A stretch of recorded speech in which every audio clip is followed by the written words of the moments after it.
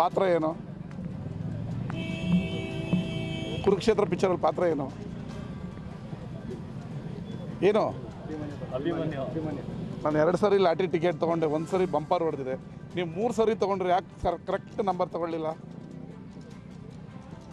ಆ ಹುಡುಗರಿಗೆಲ್ಲ ಮಾತಾಡೋದು time waste. ನಾವು ಕೆಲಸ ಮಾಡೋದು ಮಾತ್ರ ಗೊತ್ತಿದೆ, ಕೆಲಸ ಆಗ್ತಾಯಿದೆ. ಅವ್ರಿಗೆಲ್ಲ ಉತ್ತರ ನಮ್ಮ ಹುಡುಗರು ಕೊಡ್ತಾಯಿದ್ದಾರೆ. ಶಾಸಕರ ಅಭಿಪ್ರಾಯನ ಕೇಳಿದ್ದಾರೆ. ಏನು ಕಾಮಗಾರಿ ಆಗಬೇಕು, ಏನು ಎತ್ತಾಗಬೇಕು, ಪಕ್ಷ ಹೆಂಗೆ ಕಟ್ಟಬೇಕು, 2028ಕ್ಕೆ ಮತ್ತೆ ಹಿಂಗೆ ಸರ್ಕಾರ ತರಬೇಕು ಅನ್ನೋದಕ್ಕೆ ಪ್ಲ್ಯಾನ್ ಮಾಡೋದಕ್ಕೆ ನಿನ್ನೆ ಕರೆದಿದ್ರು. ನಮ್ಮ ಹತ್ರ ಇರೋ ಮಾಹಿತಿನೂ ಪಡ್ಕೊಂಡಿದ್ದಾರೆ. ನಾವು ಏನೇನು ಹೇಳಬೇಕು ಹೇಳಿದ್ದೀವಿ. ಪಕ್ಷವನ್ನು ಇನ್ನೂ ಸದೃಢವಾಗಿ 2028ಕ್ಕೆ ಮತ್ತೆ ಕಾಂಗ್ರೆಸ್ ಪಕ್ಷನ ಸ್ಥಾಪನೆ ಮಾಡೋಕ್ಕೆ ಏನು ಮಾಡಬೇಕು ಮಾಡ್ತೀವಿ. ನಿಮ್ಮ ಪಕ್ಷದಲ್ಲಿ ಸಾಕಷ್ಟು ಶಾಸಕರೆಲ್ಲ ವಿವಾದಾತ್ಮಕ ಹೇಳಿಕೆಗಳು ಕೊಡ್ತಾರೆ. CM ಲಾಟ್ರಿ CM ಅಂತ BR ಪಾಟೀಲ್ ಹೇಳಿಕೆಗಳು ಇದೆಲ್ಲ ಡ್ಯಾಮೇಜ್ ಆಗುತ್ತೆ. CM ಹೇಳಿದಾರಲ್ಲ, ಹೌದು ನನಗೆ ಲಾಟ್ರಿ ಹೊಡೆದಿದೆ, ನಾನು ಅದೃಷ್ಟವಂತ ಅಂತ. ಲಾಟ್ರಿ ಬಗ್ಗೆ ಏನು ಗೊತ್ತು ನಿಮಗೆ? ನಿಖಿಲ್ ಅವರ ದೊಡ್ಡಪ್ಪ 1500 ಹೋಟೆಲ್ ಗೆದ್ದಿದ್ದು. ನನಗೆ 62,000 ಜನ ಓಟ್ ಹಾಕಿದ್ದಾರೆ. ಅಂದರೆ ನೀವು 62,000 ಜನನ ಅವಮಾನ ಮಾಡ್ತಾಯಿದ್ದೀರ ನೀವು. ಹಂಗಾರೆ ಅವ್ರ ಓಟಿಗೇನು ಬೆಲೆ ಇಲ್ವಾ? ಪ್ರಜಾಪ್ರಭುತ್ವದಲ್ಲಿ ಪ್ರತಿಯೊಂದು ಓಟಿಗೂ ಬೆಲೆ ಇದೆ. ಸುಮ್ಮನೆ ಟೈಮ್ ಪಾಸ್ ಗಿರಾಕಿಗಳು ಟೂರ್ ಬಂದಿದೆಯಾ, 7 ದಿನ ಟೂರ್ ಹೊಡಿತಾ ಇದೆಯಾ, ಹೊಡ್ಕೊಂಡು ಹೋಗು. ನೀನು ಏನು ಕೆಲಸ ಮಾಡಿದೆಯಾ ಅದನ್ನು ಹೇಳು. ಇದಾದರೂ ನಾವು ಮಾಡ್ತಾಯಿದ್ದೀವಿ, ದಿನ ಬೆಳಗ್ಗೆ ಮಾಡ್ತಾಯಿದ್ದೀವಿ. ಸುಮ್ಮನೆ ಅರ್ಚೋದು, ಕಿರ್ಚೋದು, ಕೂಗೋದ್ರಿಂದ ಮಂಡ್ಯ ಇಂಪ್ರೂವ್ ಆಗಲ್ಲ. ಮಂಡ್ಯ ನಿಮಗೆ, ನಿಮ್ಮ ಕುಟುಂಬಕ್ಕೆ ಗುತ್ತಿಗೆ ಕೊಟ್ಟಿಲ್ಲ. ಕೆಲಸ ಮಾಡಿ ಸ್ವಾಗತಿಸ್ತೀವಿ. ಮಾಡೋ ಕೆಲಸನ ಟೀಕೆ ಮಾಡಬೇಕು ಅಂತ ಮತದಾರರಿಗೆ ಅವಮಾನ ಮಾಡಬೇಡಿ. ನಾನು 62,000 ಜನ ಓಟ್ ಹಾಕಿರೋರನ್ನ ಲಾಟ್ರಿ ಓಟ್ ಹಾಕಿದ್ದಾರೆ ಅವರು. ಹಂಗಾರೆ ಹುಚ್ಚು ಬಂದು ಹಾಕಿದಾರಾ? ಹಿಂದೆ ಯಾವಾಗಲೂ ಮಂಡ್ಯಗೆ ಕುಮಾರಣ್ಣ 10,000 ಕೋಟಿ ಕೊಟ್ಟಿದ್ರ ಅಂತ ಅಲ್ಲ, ನಾನು ಅದು ಗೊತ್ತಿಲ್ಲ. ಎಲ್ಲ ಲೆಕ್ಕ ತೆಗೆ ಕೇಳಿದ್ದೀವಿ. ಕುಮಾರಣ್ಣವ್ರು ಗೆದ್ದಿದ್ದು ಚನ್ನಪಟ್ಟಣದಲ್ಲಿ 7,000 ಇದ್ದಾರೆ. ಆಯಿತಾ? 1 ಹೋಟೆಲ್ ಗೆದ್ದಿದವರು ಇದ್ದಾರೆ. ಅವ್ರ ದೊಡ್ಡಪ್ಪ ಮಾಜಿ ಪ್ರಧಾನಿಗಳ ಮಗ 6 ಸರಿ MLA, 3 ಸರಿ ಮಂತ್ರಿ ಗೆದ್ದಿದ್ದು ನನಗಿಂತ ಕಡಿಮೆ 1400ರಲ್ಲಿ. ಅಲ್ಲೋಗಿ ಹೇಳಿ, ದೊಡ್ಡಪ್ಪ ಲಾಟ್ರಿಯಿಂದ ಗೆದ್ದಿದ್ಯಾ ಅಂತ ಹೋಗಿ ಆಸ್ತಿದಲ್ಲಿ ಮಾಡಿ ಸುಮ್ಮನೆ ಬಂದಿದ್ದೀರಾ. ಪಕ್ಷ ಸಂಘಟನೆ ಮಾಡಿ ಟೀಕೆ ಆರೋಗ್ಯಕರವಾಗಿರಲಿ, ಟೀಕೆ ಮಾಡಬೇಡಿ ಅಂತ ಹೇಳಲ್ಲ. ನೀವು ಮಂಡ್ಯಕ್ಕೆ ಏನು ಕೊಟ್ಟಿದ್ದೀರಾ ಅಂತ ಹೇಳ್ಬೇಕಲ್ಲ. ಇಷ್ಟು ಕೋಟಿ ಕೆಲಸ ಮಾಡಿ ನಾವು ಮಾಡಿದ್ದೀವಿ ಅಂತ ಹೇಳಿ ನಮಗೆ ಬೈದರೆ, ನಾವೊಂದು 10,000 ಕೋಟಿ ಕೆಲಸ ಮಾಡಿದ್ದೀವಿ, ರವಿಕುಮಾರ್ ಏನೂ ಮಾಡಿಲ್ಲ ಅಂತ ಬೈದರೆ we are so happy, acceptable. ಏನೋ ಮಾಡ್ದೇ ರೋಷ ವೇಷ ಕುರುಕ್ಷೇತ್ರ ಪಿಕ್ಚರಲ್ಲಿ ತೋರಿಸಪ್ಪ ಅಂತ ಹೇಳಿದ್ರೆ ಇಲ್ಲಿ ಬಂದು ತೋರಿಸಿದ್ರೆ ಏನು ಉಪಯೋಗ ಆಗುತ್ತೆ? ನನ್ನ ಸಹೋದರ, ನಾನು ಮಾತಾಡಬಾರ್ದು ಅಂದ್ಕೊಂಡಿದ್ದೆ. ಅವ್ರಿಗೆ ಇನ್ನೂ ಒಂದು ಕಿವಿ ಮಾತು ಹೇಳ್ತೀವಿ, ಬೇಡ, ಕೆಲಸ ಮಾಡಿ, ಮತ್ತೊಮ್ಮೆ ಒಂದು ಸರಿ ವಿಧಾನಸಭೆಗೆ ಬನ್ನಿ. ಸುಮ್ಮನೆ ಟೀಕೆ ಮಾಡ್ತೀನಿ ಪಕ್ಷ ಅಂತ ಹೇಳಿದ್ರೆ ಜನ ಅಕ್ಸೆಪ್ಟ್ ಮಾಡಲ್ಲ. ಅಭಿವೃದ್ಧಿ ಮಾಡೋದಕ್ಕೆ ಕುಮಾರಸ್ವಾಮಿಗೆ ರಾಜ್ಯ ಸರ್ಕಾರ ಸಪೋರ್ಟ್ ಮಾಡ್ತಾ ಇಲ್ಲ ಅಂತ ಅವರ ವಾದ. We are ready. 10,000 ಕೋಟಿ ಕೊಟ್ಟಿದ್ದಾರೆ ಅಂದ್ರಲ್ಲ, ಅದನ್ನು ತಗೊಳಕ್ಕೆ ರೆಡಿ. ಎಲ್ಲೆಲ್ಲಿ ಕೊಡ್ತಾರೆ ಅಂತ ಹೇಳಿದ್ರೆ ನಾವು ರೆಡಿ. ಎಲ್ಲೆಲ್ಲಿ ಅಭಿವೃದ್ಧಿ ಮಾಡ್ತಾರೆ ಅವ್ರು ಮಾಡೋಕ್ಕೆ ರೆಡಿ. ಈಗ ನಾವು 25 ಕೋಟಿ ಹಾಕಿ ರೋಡ್ ಮಾಡ್ತಾಯಿದ್ದೀವಿ. ನೀವು ಒಂದು ರೋಡ್ ಮಾಡಿ, MP ಆಗಿ 2,80,000 ಮತ ಕೊಟ್ಟು ಗೆಲ್ಲಿಸಿದ್ದಾರೆ. ನೀವು ಮಾಡಿ. ಯಾರು ಕಟ್ಟಾಕಿದ್ದಾರೆ? ಈಗ ಶನಿವಾರ ಮೈ ಶುಗರ್ಸ್ ಶಾಲೆದು ಸಭೆ ಕರಿತಾ ಇದ್ದೀನಿ. ಹೆಂಗೋ 25 ಕೋಟಿ ಕೊಡ್ತೀನಿ ಅಂತ ಹೇಳಿದ್ರಲ್ಲ, ಇಸ್ಕೊಳ್ಳೋಣ, ಶಾಲೆನ ಉಳಿಸೋಣ. ನಾವು ರೆಡಿ ಇದ್ದೀವಪ್ಪ, ದುಡ್ಡು ಇಸ್ಕೊಳ್ಳೋಕೆ ರೆಡಿ ಇದ್ದೀವಿ, ಅಭಿವೃದ್ಧಿ ಮಾಡೋಕ್ಕೆ ರೆಡಿ ಇದ್ದೀವಿ. ಎಲೆಕ್ಷನ್ 15 ದಿನ ಏನಾಗುತ್ತೆ ಆಗಲಿ. ಕುಮಾರಣ್ಣ, ಶಿವಕುಮಾರ್ ಅವರು, ಸಿದ್ದರಾಮಯ್ಯ ಅವರು, ಚಲರಾಯಸ್ವಾಮಿ ಅವರು, ರವಿಕುಮಾರ್, ಅದು ಜನರಿಗೆ ಬಿಟ್ಟಿದ್ದು. ಈಗ ಅಭಿವೃದ್ಧಿಲಿ ಯಾರು ಬೇಕಾದ್ರೂ ದುಡ್ಡು ಕೊಡ್ಬೋದು, ಯಾರು ಬೇಕಾದ್ರೂ ದುಡ್ಡು ಹಾಕಿ ಕೆಲಸ ಮಾಡ್ಬೋದು. ಆದಿಚುಂಚನಗಿರಿ ವಿಶ್ವವಿದ್ಯಾಲಯ, ಆದಿಚುಂಚನಗಿರಿ ಆಸ್ಪತ್ರೆಯ ವತಿಯಿಂದ ಕರ್ನಾಟಕ ಮಾರವಾಡಿ ಯೂತ್ ಫೆಡರೇಷನ್ ಸಂಯುಕ್ತಾಶ್ರಯದಲ್ಲಿ ಆದಿಚುಂಚನಗಿರಿ ಮಠದ ನಿರ್ಮಲಾನಂದ ಮಹಾಸ್ವಾಮಿಯವರ ಹುಟ್ಟುಹಬ್ಬದ ಅಂಗವಾಗಿ ಉಚಿತ ಕೃತಕ ಕೈ ಮತ್ತು ಕಾಲು ಜೋಡಣೆ ಶಿಬಿರವನ್ನು ಜುಲೈ 10ರಿಂದ 20ರವರೆಗೆ ನಾಗಮಂಗಲ ತಾಲೂಕಿನ ಆದಿಚುಂಚನಗಿರಿ ವೈದ್ಯಕೀಯ ಸಂಸ್ಥೆಯಲ್ಲಿ ಆಯೋಜಿಸಲಾಗಿದೆ ಎಂದು ಆದಿಚುಂಚನಗಿರಿ ಆಸ್ಪತ್ರೆಯ ಮುಖ್ಯಸ್ಥ ಡಾಕ್ಟರ್ KM ಶಿವಕುಮಾರ್ ತಿಳಿಸಿದರು. ಸುದ್ದಿಗೋಷ್ಠಿಯಲ್ಲಿ ಮಾತನಾಡಿದ ಅವರು, ಅಪಘಾತ ಇನ್ನಿತರ ಕಾಯಿಲೆಗಳಿಂದ ಕೈ ಮತ್ತು ಕಾಲು ಕಳೆದುಕೊಂಡವರಿಗೆ ಕೃತಕವಾಗಿ ಕೈ ಮತ್ತು ಕಾಲುಗಳ ಅಳತೆ ಪಡೆದು ಸೂಕ್ತ ಉಪಕರಣಗಳನ್ನು ಉಚಿತವಾಗಿ ವಿತರಿಸಲಾಗುವುದು ಎಂದರು. ಶಿಬಿರದ ಹೊರತಾಗಿ 50 ಮಂದಿಗೆ ಕೃತಕ ಕೈ ಮತ್ತು ಕಾಲು ಜೋಡಣೆ ಮಾಡಲಾಗಿದ್ದು, ಇದೀಗ ನಡೆಸಲು ಆಯೋಜಿಸಲಾಗಿರುವ ಶಿಬಿರಕ್ಕೆ 230 ಮಂದಿ ನೋಂದಾಯಿಸಿಕೊಂಡಿದ್ದಾರೆ ಎಂದು ಹೇಳಿದರು. ಪ್ರಸ್ತುತ ಶಿಬಿರ ನಡೆಯುವ ವೇಳೆಯೂ ನೋಂದಾಯಿಸಿಕೊಳ್ಳಲು ಅವಕಾಶವಿದ್ದು, ಸಾರ್ವಜನಿಕರು ಸದರಿ ಅವಕಾಶದ ಸದುಪಯೋಗ ಪಡಿಸಿಕೊಳ್ಳುವಂತೆ ಮನವಿ ಮಾಡಿದ ಅವರು, ಆಸ್ಪತ್ರೆಯ ವತಿಯಿಂದ ಕಳೆದ ಬಾರಿಯೂ ಕೃತಕ ಕೈಕಾಲು ಜೋಡಣೆಯ ಶಿಬಿರ ನಡೆಸಲಾಗಿದ್ದು, ಸುಮಾರು 270 ಮಂದಿಗೆ ಕೃತಕ ಕೈಕಾಲು ಜೋಡಣೆ ಮಾಡಲಾಗಿತ್ತು ಎಂದು ಮಾಹಿತಿ ನೀಡಿದರು. ಶಿಬಿರದಲ್ಲಿ ಪಾಲ್ಗೊಳ್ಳುವ ಶಿಬಿರಾರ್ಥಿಗಳಿಗೆ ಉಚಿತ ವಸತಿ, ಊಟದ ವ್ಯವಸ್ಥೆಯನ್ನೂ ಮಾಡಲಾಗುವುದು. ಶಿಬಿರ ಮುಗಿದ ಮರುದಿನ ಜುಲೈ 21ರಂದು ಶಿಬಿರಾರ್ಥಿಗಳಿಗೆ ಕೃತಕ ಕೈಕಾಲು ಉಪಕರಣಗಳ ವಿತರಣೆ ಮಾಡಲಾಗುವುದು ಎಂದು ತಿಳಿಸಿದರು. ಪರಮಪೂಜ್ಯ ಡಾಕ್ಟರ್ ನಿರ್ಮಲಾನಾಥ್ ಸ್ವಾಮೀಜಿಯವರ ಜನ್ಮದಿನದ ಅಂಗವಾಗಿ ದಿನಾಂಕ 10/7/2025ರಿಂದ 20/7/2025 ತನಕ ಸುಮಾರು 11 ದಿನಗಳ ಕಾಲ ಆದಿಚುಂಚನಗಿರಿ ಆಸ್ಪತ್ರೆಯಲ್ಲಿ ಆದಿಚುಂಚನಗಿರಿ ವಿಶ್ವವಿದ್ಯಾಲಯದ ಆಶ್ರಯದಲ್ಲಿ ಆದಿಚುಂಚನಗಿರಿ ಆಸ್ಪತ್ರೆಯ ಟ್ರಸ್ಟ್ ಹಾಗೂ ಬೆಂಗಳೂರಿನ ಮಾರ್ವಾಡಿ ಯೂತ್ ಫೆಡರೇಷನ್ ಅಸೋಸಿಯೇಷನ್ ಇವರ ಒಂದು ಸಹಯೋಗದಲ್ಲಿ ಅಂಗವೈಕಲ್ಯ ಹೊಂದಿರುವಂಥವರಿಗೆ ಉಚಿತವಾದಂಥ ಕೃತಕ ಕೈ ಅಥವಾ ಕಾಲುಗಳ ಒಂದು ಕೃತಕ ಜೋಡಣಾ ಶಿಬಿರವನ್ನು ಆಸ್ಪತ್ರೆಯಲ್ಲಿ ಆಯೋಜಿಸಲಾಗಿದೆ. ಈ ರೀತಿಯ ಶಿಬಿರಗಳನ್ನ ಕಳೆದ 5-6 ವರ್ಷಗಳಿಂದ ನಾವು ಆಚರಿಸ್ತಿದ್ದು, ಇದು 3ನೇ ಶಿಬಿರವಾಗಿದ್ದು, ಇದರಲ್ಲಿ ಮುಖ್ಯವಾಗಿ ಯಾವುದೇ ರೀತಿಯ ಅಂಗವೈಕಲ್ಯ ಉಂಟಾದವರಿಗೆ ಕೃತಕವಾದ ಒಂದು ಅಂಗಗಳ ಜೋಡಣಾ ಕಾರ್ಯಕ್ರಮವನ್ನು, ಅದರಲ್ಲೂ ಕೈ ಅಥವಾ ಕಾಲುಗಳು ಊನವಾದವರಿಗೆ ಕಾರ್ಯಕ್ರಮವನ್ನು ಇದರಲ್ಲಿ ಹಮ್ಮಿಕೊಂಡಿದ್ದೇವೆ. ಅದು ಉಚಿತವಾಗಿ ಈ ಶಿಬಿರವನ್ನು ನಾವು ನಡೆಸ್ತಾ ಇದ್ದೀವಿ ಬೆಂಗಳೂರಿನ ಮಾರ್ವಾಡಿ ಯೂತ್ ಫೆಡರೇಷನ್ ಅಸೋಸಿಯೇಷನ್ನ ಸಹಯೋಗದೊಂದಿಗೆ. ಕಳೆದ 2 ವರ್ಷಗಳಲ್ಲಿ ಸುಮಾರು ಈಗಾಗಲೇ ಒಂದು 500ಕ್ಕೂ ಹೆಚ್ಚು ಮಂದಿಗೆ ಈ ಒಂದು ಜೋಡಣಾ ಕಾರ್ಯಕ್ರಮವನ್ನು ಅವರ ಕೊಟ್ಟಿದ್ದು, ಪ್ರಸ್ತುತ ಈಗಾಗಲೇ ಸುಮಾರು 230 ಮಂದಿ ಈ ಒಂದು ಶಿಬಿರದಲ್ಲಿ ಪಾಲ್ಗೊಳ್ಳೋಕ್ಕೆ ನಮ್ಮಲ್ಲಿ ಈಗಾಗಲೇ ನೋಂದಾಯಿಸಿದ್ದಾರೆ. ಅವರಿಗೆ ಉಚಿತವಾಗಿ ಈ ಒಂದು ಕೃತಕ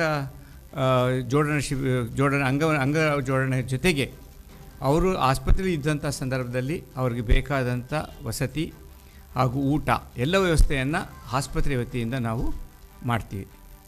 ಸೊ ಆದ್ದರಿಂದ ನನ್ನ ಒಂದು ಕೋರಿಕೆ ತಮ್ಮಲ್ಲಿ, ಈ ಒಂದು ಏಕೆ ಸುಮಾರು ಜನ ಬಡವರಿಗೆ ಇದನ್ನು ಒಂದು ಬರೆಸುವಂಥ ಶಕ್ತಿ ಇರೋದಿಲ್ಲ, ಅಂಥವರಿಗೆ ತಮ್ಮ ಒಂದು ಪತ್ರಿಕೆಯ ಮಾಧ್ಯಮದ ಮೂಲಕ, ದೃಶ್ಯ ಮಾಧ್ಯಮದ ಮೂಲಕ ಹೆಚ್ಚಿನ ಒಂದು ಪ್ರಚಾರವನ್ನು ಮಾಡಿ ಅವರುಗಳನ್ನು ನೋಂದಾಯಿಸಲಿಕ್ಕೆ ಯಾರ ನೋಂದಾಯಿಸುವ ಅನ್ನೋ ಬಗ್ಗೆ ಮಾಹಿತಿಯನ್ನು ನಮ್ಮ ಒಂದು ಪಾಂಪ್ಲೆಟ್ನಲ್ಲಿ ಕೊಟ್ಟಿರ್ತೀವಿ. ಅವರು ಫೋನ್ ಮಾಡಿ ಅಲ್ಲಿಗೆ ನೋಂದಾಯಿಸ್ಕೋಬೋದು. ನನ್ನ ಒಂದು ಕೋರಿಕೆ ತಮ್ಮಲ್ಲಿ ಹೆಚ್ಚಿನ ಒಂದು ಪ್ರಚಾರವನ್ನು ಈ ಒಂದು ಕಾರ್ಯಕ್ರಮಕ್ಕೆ ನೀಡಿ ಹೆಚ್ಚು ಜನ ಫಲಾನುಭವಿಗಳು, ನಮಗೆ ಅದಕ್ಕೆ ಮಿತಿ ಇಲ್ಲ, ಇಷ್ಟೇ ಜನ ಅನ್ನೋದು ಮಿತಿ ಇರಲ್ಲ, ಎಷ್ಟು ಜನ ಫಲಾನುಭವಿಗಳು ಬಂದರೂ ಅದಕ್ಕೆ ಅವ್ರಿಗೆ ನಾವು ಈ ಒಂದು ಜೋಡಣಾ ಶಿಬಿರದಲ್ಲಿ ಟ್ರೀಟ್ಮೆಂಟ್ನ ಕೊಡ್ತೀವಿ ಅಂತ ಹೇಳ್ತಾ ತಮ್ಮ ಒಂದು ಏನೊಂದು ಕೋಆಪರೇಷನ್ ಈ ಒಂದು ಸಂದರ್ಭದಲ್ಲಿ ಇರಲಿ ಅಂತ ಕೇಳ್ತೀನಿ. ಗೋಷ್ಠಿಯಲ್ಲಿ ಗೇಬ್ರಿಯಲ್ ಇದ್ದರು. ಯುವ ಜೆಡಿಎಸ್ ರಾಜ್ಯಾಧ್ಯಕ್ಷ ನಿಖಿಲ್ ಕುಮಾರಸ್ವಾಮಿ ಹಾಗೂ ಜಿಲ್ಲೆಯ ಜೆಡಿಎಸ್ ಮುಖಂಡ ಬಿಆರ್ ರಾಮಚಂದ್ರು ಅವರು ಶಾಸಕ ರವಿಕುಮಾರ್ ಗೌಡ ಅವರ ವಿರುದ್ಧ ಅವಹೇಳನವಾಗಿ ಮಾತನಾಡಿರುವುದು ಖಂಡನಾರ್ಹ ಎಂದು ಬ್ಲಾಕ್ ಕಾಂಗ್ರೆಸ್ ನಗರಾಧ್ಯಕ್ಷ ಎಚ್ಕೆ ರುದ್ರಪ್ಪ ಆಕ್ಷೇಪ ವ್ಯಕ್ತಪಡಿಸಿದರು.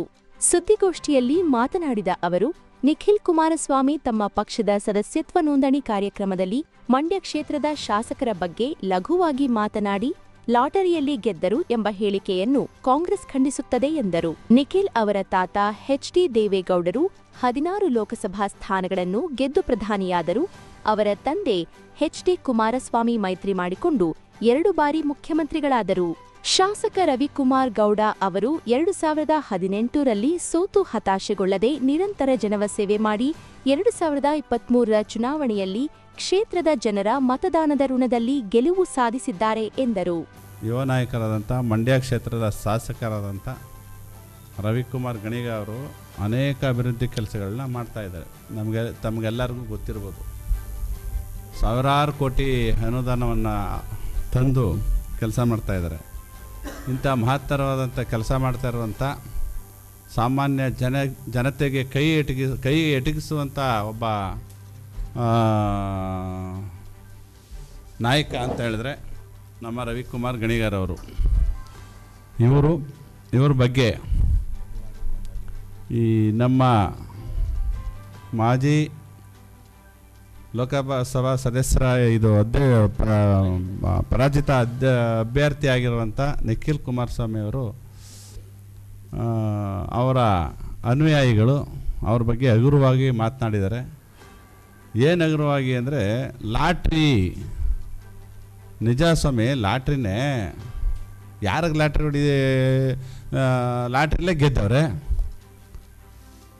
ಇವ್ರ ತಂದೆ ಯಾವುದ್ರಲ್ಲೇ ಗೆದ್ದರು? ಲಾಟ್ರಿ ಅಲ್ವಾ ಅದು? ಇವ್ರ ತಾತ ಲಾಟ್ರಿ ಅಲ್ವಾ?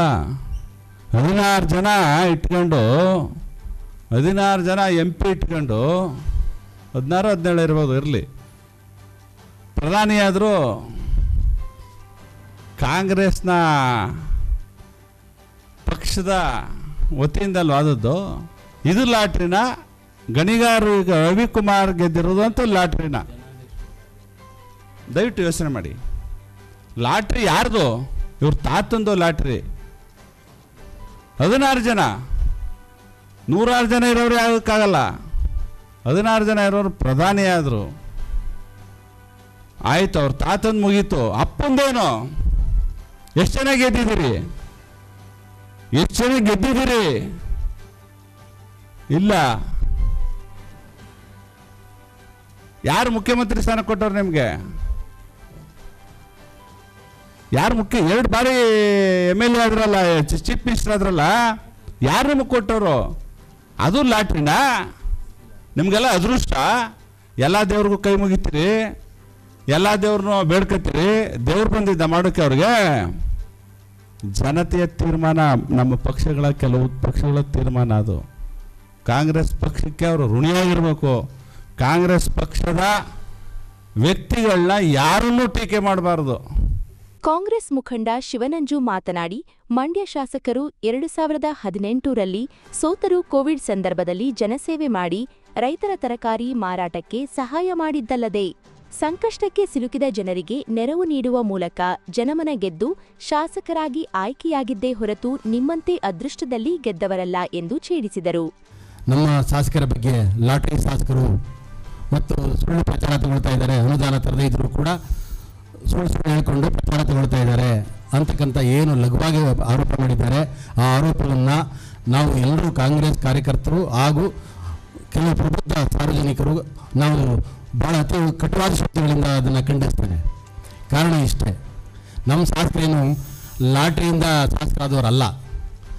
ರಾಮಚಂದ್ರ ಅವರೇ, ನಿಖಿಲ್ ಕುಮಾರಸ್ವಾಮಿ ನಿಮಗೆ ಒಂದು ನೆನಪು ಮಾಡಿಕೊಡ್ತೀನಿ. ನಮ್ಮ ಶಾಸಕರು 2018ರಲ್ಲಿ ಸೋತರು, ಪರಾಜಿತವಾದರು. ಸೋತರು ಕೂಡ ಅವರು ಮನೆಗೆ ಸೇರಿಕೊಳ್ಳಿಲ್ಲ. ಅವರು ಕರೋನಾ ಟೈಮ್ನಲ್ಲಿ ಏನು ರೈತರಿಂದ ತರಕಾರಿ ಪಾಪ ಹೊರಗಡೆ ಟ್ರಾನ್ಸ್ಪೋರ್ಟ್ ಆಗದೆ ಉಳ್ಕೊಂಡಿತ್ತು, ತರಕಾರಿ ತೊಗೊಂಬಂದು ಉಚಿತವಾಗಿ ಸಾರ್ವಜನಿಕರಿಗೆ ಇಂತಕ್ಕಂಥ ಕೆಲಸವನ್ನು ಮಾಡಿದ್ರು.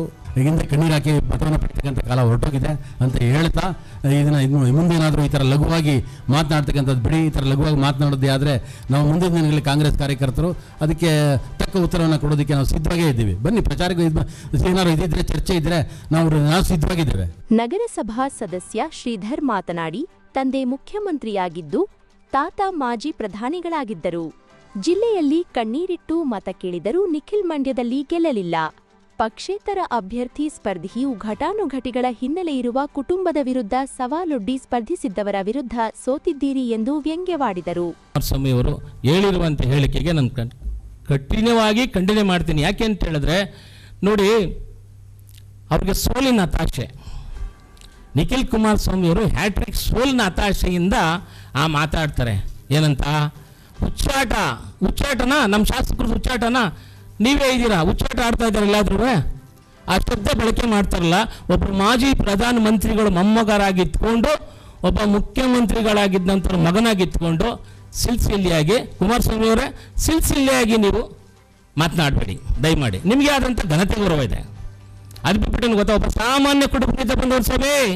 ನಿಮ್ಮಂಗೆ ಮಾಜಿ ಪ್ರಧಾನಮಂತ್ರಿಗಳು ಮೊಮ್ಮಗ ಅಲ್ಲ ಅವರು, ಮುಖ್ಯಮಂತ್ರಿಗಳು ಮಗ ಅಲ್ಲ ಅವರು, ಒಬ್ಬ ಸಾಮಾನ್ಯ ಕುಟುಂಬ, ಕಡು ಬಡವನ ಕುಟುಂಬದಿಂದ ಬಂದು ಜನಸೇವೆ ಮಾಡಿ ಇವತ್ತು ಜನನಾಯಕರಾಗಿ ಇವತ್ತು ಮಂಡ್ಯ ವಿಧಾನಸಭಾ ಕ್ಷೇತ್ರದ ಶಾಸಕರಾಗಿದ್ದಾರೆ.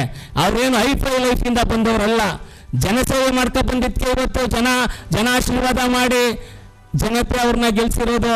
ಲಾಟ್ರಿ ಶಾಸಕರಲ್ಲ ಅವರು, ತಿಳ್ಕೊಳ್ಳಿ. ಲಾಟ್ರಿ ಅನ್ನೋದು ನಿಮಗೇನೆ ಅದು. ಹಾಗಾಗಿ ನಾನು ಅತ್ಯಂತ ಕಟುವಾಗಿ ಹೇಳ್ತಾ ಇದ್ದೀನಿ, ಮುಂದಿನ ದಿನಗಳಲ್ಲಿ ದಯಮಾಡಿ ಎಚ್ಚರಿಕೆಯಿಂದ ನಮ್ಮ ಶಾಸಕರ ಬಗ್ಗೆ ಮಾತಾಡಬೇಕಾದ್ರೆ ಎಚ್ಚರಿಕೆ ಇರಲಿ. ರಾಮಚಂದ್ರ ಅವರೇ, ನಿಮಗೂ ಹೇಳ್ತೀನಿ ಕೇಳಿ, ನೀರು ಹಾಲಲ್ಲ ನಮ್ಮ ಶಾಸಕರು. ನಿಯತ್ತಾಗಿ ಅವ್ರು ದುಡ್ದಂಥ ಸಂಪಾದನೆಯಲ್ಲಿ ಜನಸೇವೆ ಮಾಡಿಕೊಂಡು ಅವರು ಕೂಡ ನಿಮ್ಮಂಗೆ ಒಂದು ಮಾಧ್ಯಮ ನಡೆಸ್ಕೊಂಡು ಬಂದಿರೋರು. ನಿಮ್ಮ ಥರನೇ ಅವರು ನಿಮ್ಮ ಕಷ್ಟ ಸುಖ ಏನು ಅವ್ರ ಕಷ್ಟ ಸುಖನೂ ಪಟ್ಕೊಂಡ್ಬಂದು ಇವತ್ತು ಜನರ ಆಶೀರ್ವಾದ ತಗೊಂಡು ಇವತ್ತು ಅವರು ಶಾಸಕರಾಗಿದ್ದಾರೆ.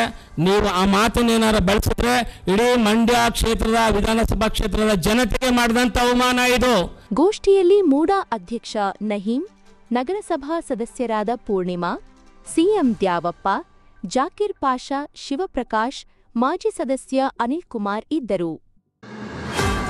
ಇನ್ಫಿನಿಟಿ ಕ್ರಿಯೇಷನ್ ಸಂಸ್ಥೆ ಲಾಂಛನದಲ್ಲಿ ಮೂಡಿಬರುತ್ತಿರುವ ಕ್ಯಾಪಿಟಲ್ ಸಿಟಿ ಚಲನಚಿತ್ರ ಇದೇ ಜುಲೈ 4 ರಂದು ರಾಜ್ಯಾದ್ಯಂತ 200ಕ್ಕೂ ಹೆಚ್ಚು ಚಿತ್ರಮಂದಿರಗಳಲ್ಲಿ ಬಿಡುಗಡೆಯಾಗಲಿದ್ದು, ಮಂಡ್ಯದಲ್ಲಿ ಜಯಲಕ್ಷ್ಮಿ ಚಿತ್ರಮಂದಿರದಲ್ಲಿ ತೆರೆ ಕಾಣಲಿದೆ ಎಂದು ಮಸ್ತ್ ಮಜಾ ಮಾಡಿ ನಂದ ಸೂಪರ್ ಹಿಟ್ ಚಿತ್ರಗಳ ನಿರ್ದೇಶಕ ಆರ್ ಅನಂತರಾಜು ತಿಳಿಸಿದರು. ಮಂಡ್ಯದಲ್ಲಿ ಸುದ್ದಿಗಾರರೊಂದಿಗೆ ಮಾತನಾಡಿದ ಅವರು, ಕ್ಯಾಪಿಟಲ್ ಸಿಟಿ ಆಕ್ಷನ್ ಮತ್ತು ಭಾವನೆಗಳನ್ನು ಮಿಶ್ರಣ ಮಾಡುವ ಒಂದು ಆಕರ್ಷಕ ನಿರೂಪಣೆಯಾಗಲಿದೆ. ಇದು ನನ್ನ ನಿರ್ದೇಶನದ 11ನೇ ಚಿತ್ರವಾಗಿದೆ. ನಾನು ರವಿಶಂಕರ್ ಅವರನ್ನು ವರ್ಷಗಳಿಂದ ತಿಳಿದಿದ್ದರು. ಇದು ನಮ್ಮ ಮೊದಲ ಸಹಯೋಗವಾಗಿದೆ. ಬೆಂಗಳೂರಿನ ಭೂಗತ ಜಗತ್ತಿನಲ್ಲಿ ಸಂಚರಿಸುವ ತೊಂದರೆಗೀಡಾದ ನಾಯಕನ ಮೇಲೆ ಕೇಂದ್ರೀಕರಿಸುತ್ತದೆ. ಈ ಚಿತ್ರವು ಆಕ್ಷನ್ನಲ್ಲಿ ಬೇರೂರಿದ್ದರೂ ವಿಶಾಲ ಪ್ರೇಕ್ಷಕರನ್ನು ಆಕರ್ಷಿಸುವ ಎಲ್ಲ ಅಗತ್ಯ ಸಿನಿಮೀಯ ಅಂಶಗಳನ್ನು ಹೊಂದಿದೆ ಎಂದು ಹೇಳಿದರು. ಇನ್ಫಿನಿಟಿ ಕ್ರಿಯೇಷನ್ಸ್ ಮೂಲಕ ಕ್ಯಾಪಿಟಲ್ ಸಿಟಿ ಅನ್ನೋ ಒಂದು ಚಿತ್ರವನ್ನು ನಿರ್ಮಾಣ ಮಾಡಿ ಆ ಚಿತ್ರವನ್ನು ಇದೇ ಜುಲೈ ತಿಂಗಳು 4ನೇ ತಾರೀಕು ಬಿಡುಗಡೆ ಮಾಡೋದಕ್ಕೋಸ್ಕರ ನಿಮ್ಮ ಮುಂದೆ ಬಂದಿದ್ದೀವಿ. ಇದೊಂದು ಮಾಸ್ ಎಲಿಮೆಂಟ್ ಇರುವಂಥ ಸಬ್ಜೆಕ್ಟು ಸಿನಿಮಾ. ಇದರಲ್ಲಿ ಎಲ್ಲ ವಿಧದ ಕಂಟೆಂಟ್ಗಳು ಇದೆ. ಒಂದು ಸೆಂಟಿಮೆಂಟ್ ಇದೆ, ಆ್ಯಕ್ಷನ್ ಇದೆ, ಎಮೋಷನ್ಸ್ ಇದೆ, ಲವ್ ಇದೆ, ಕಾಮಿಡಿ ಇದೆ. ಎಲ್ಲ ಥರದ ಜಾನರನ್ನು ಕೂಡ ಈ ಕಥೆಯಲ್ಲಿ ನಾವು ಬಳಸ್ಕೊಂಡು ಒಂದು ಒಳ್ಳೆ ಕಥೆಯನ್ನು ಮಾಡಿ ಇವತ್ತು ಈ ಕ್ಯಾಪಿಟಲ್ ಸಿಟಿ ಚಿತ್ರವನ್ನು ನಿರ್ದೇಶನ ಮಾಡಿ ಮುಗಿಸಿ ಈಗ 4ನೇ ತಾರೀಕು ಬಿಡುಗಡೆಗೆ ನಾವು ತೊಗೊಂಡು ಬಂದಿದ್ದೇವೆ. ಸೊ ಹಾಗಾಗಿ ಈ ಚಿತ್ರದಲ್ಲಿ ನಮ್ಮ ರಾಜೀವ್ ಅವರು ನಾಯಕ ನಟರಾಗಿ ಅಭಿನಯಿಸಿದ್ದಾರೆ. ಇದು ಅವರ 2ನೇ ಕಮರ್ಷಿಯಲ್ ಮೂವಿ. ಮೊದಲು ಜಿಂದಗಿ ಅನ್ನೋ ಸಿನಿಮಾ ಮಾಡಿದರು. ಈಗ ಕ್ಯಾಪಿಟಲ್ ಸಿಟಿ ಮೂಲಕ ರಗಡ್ ಸ್ಟಾರ್ ಆಗಿ ನಿಮ್ಮ ಮುಂದೆ ಬರ್ತಾ ಇದ್ದಾರೆ. ಇವರಿಗೆ ಆಪೋಸಿಟಾಗಿ ದೊಡ್ಡ ಲೆವೆಲ್ನಲ್ಲಿ ನಾವು ರವಿಶಂಕರ್ ಅವರನ್ನು ನಿಲ್ಲಿಸಿದ್ದೀವಿ.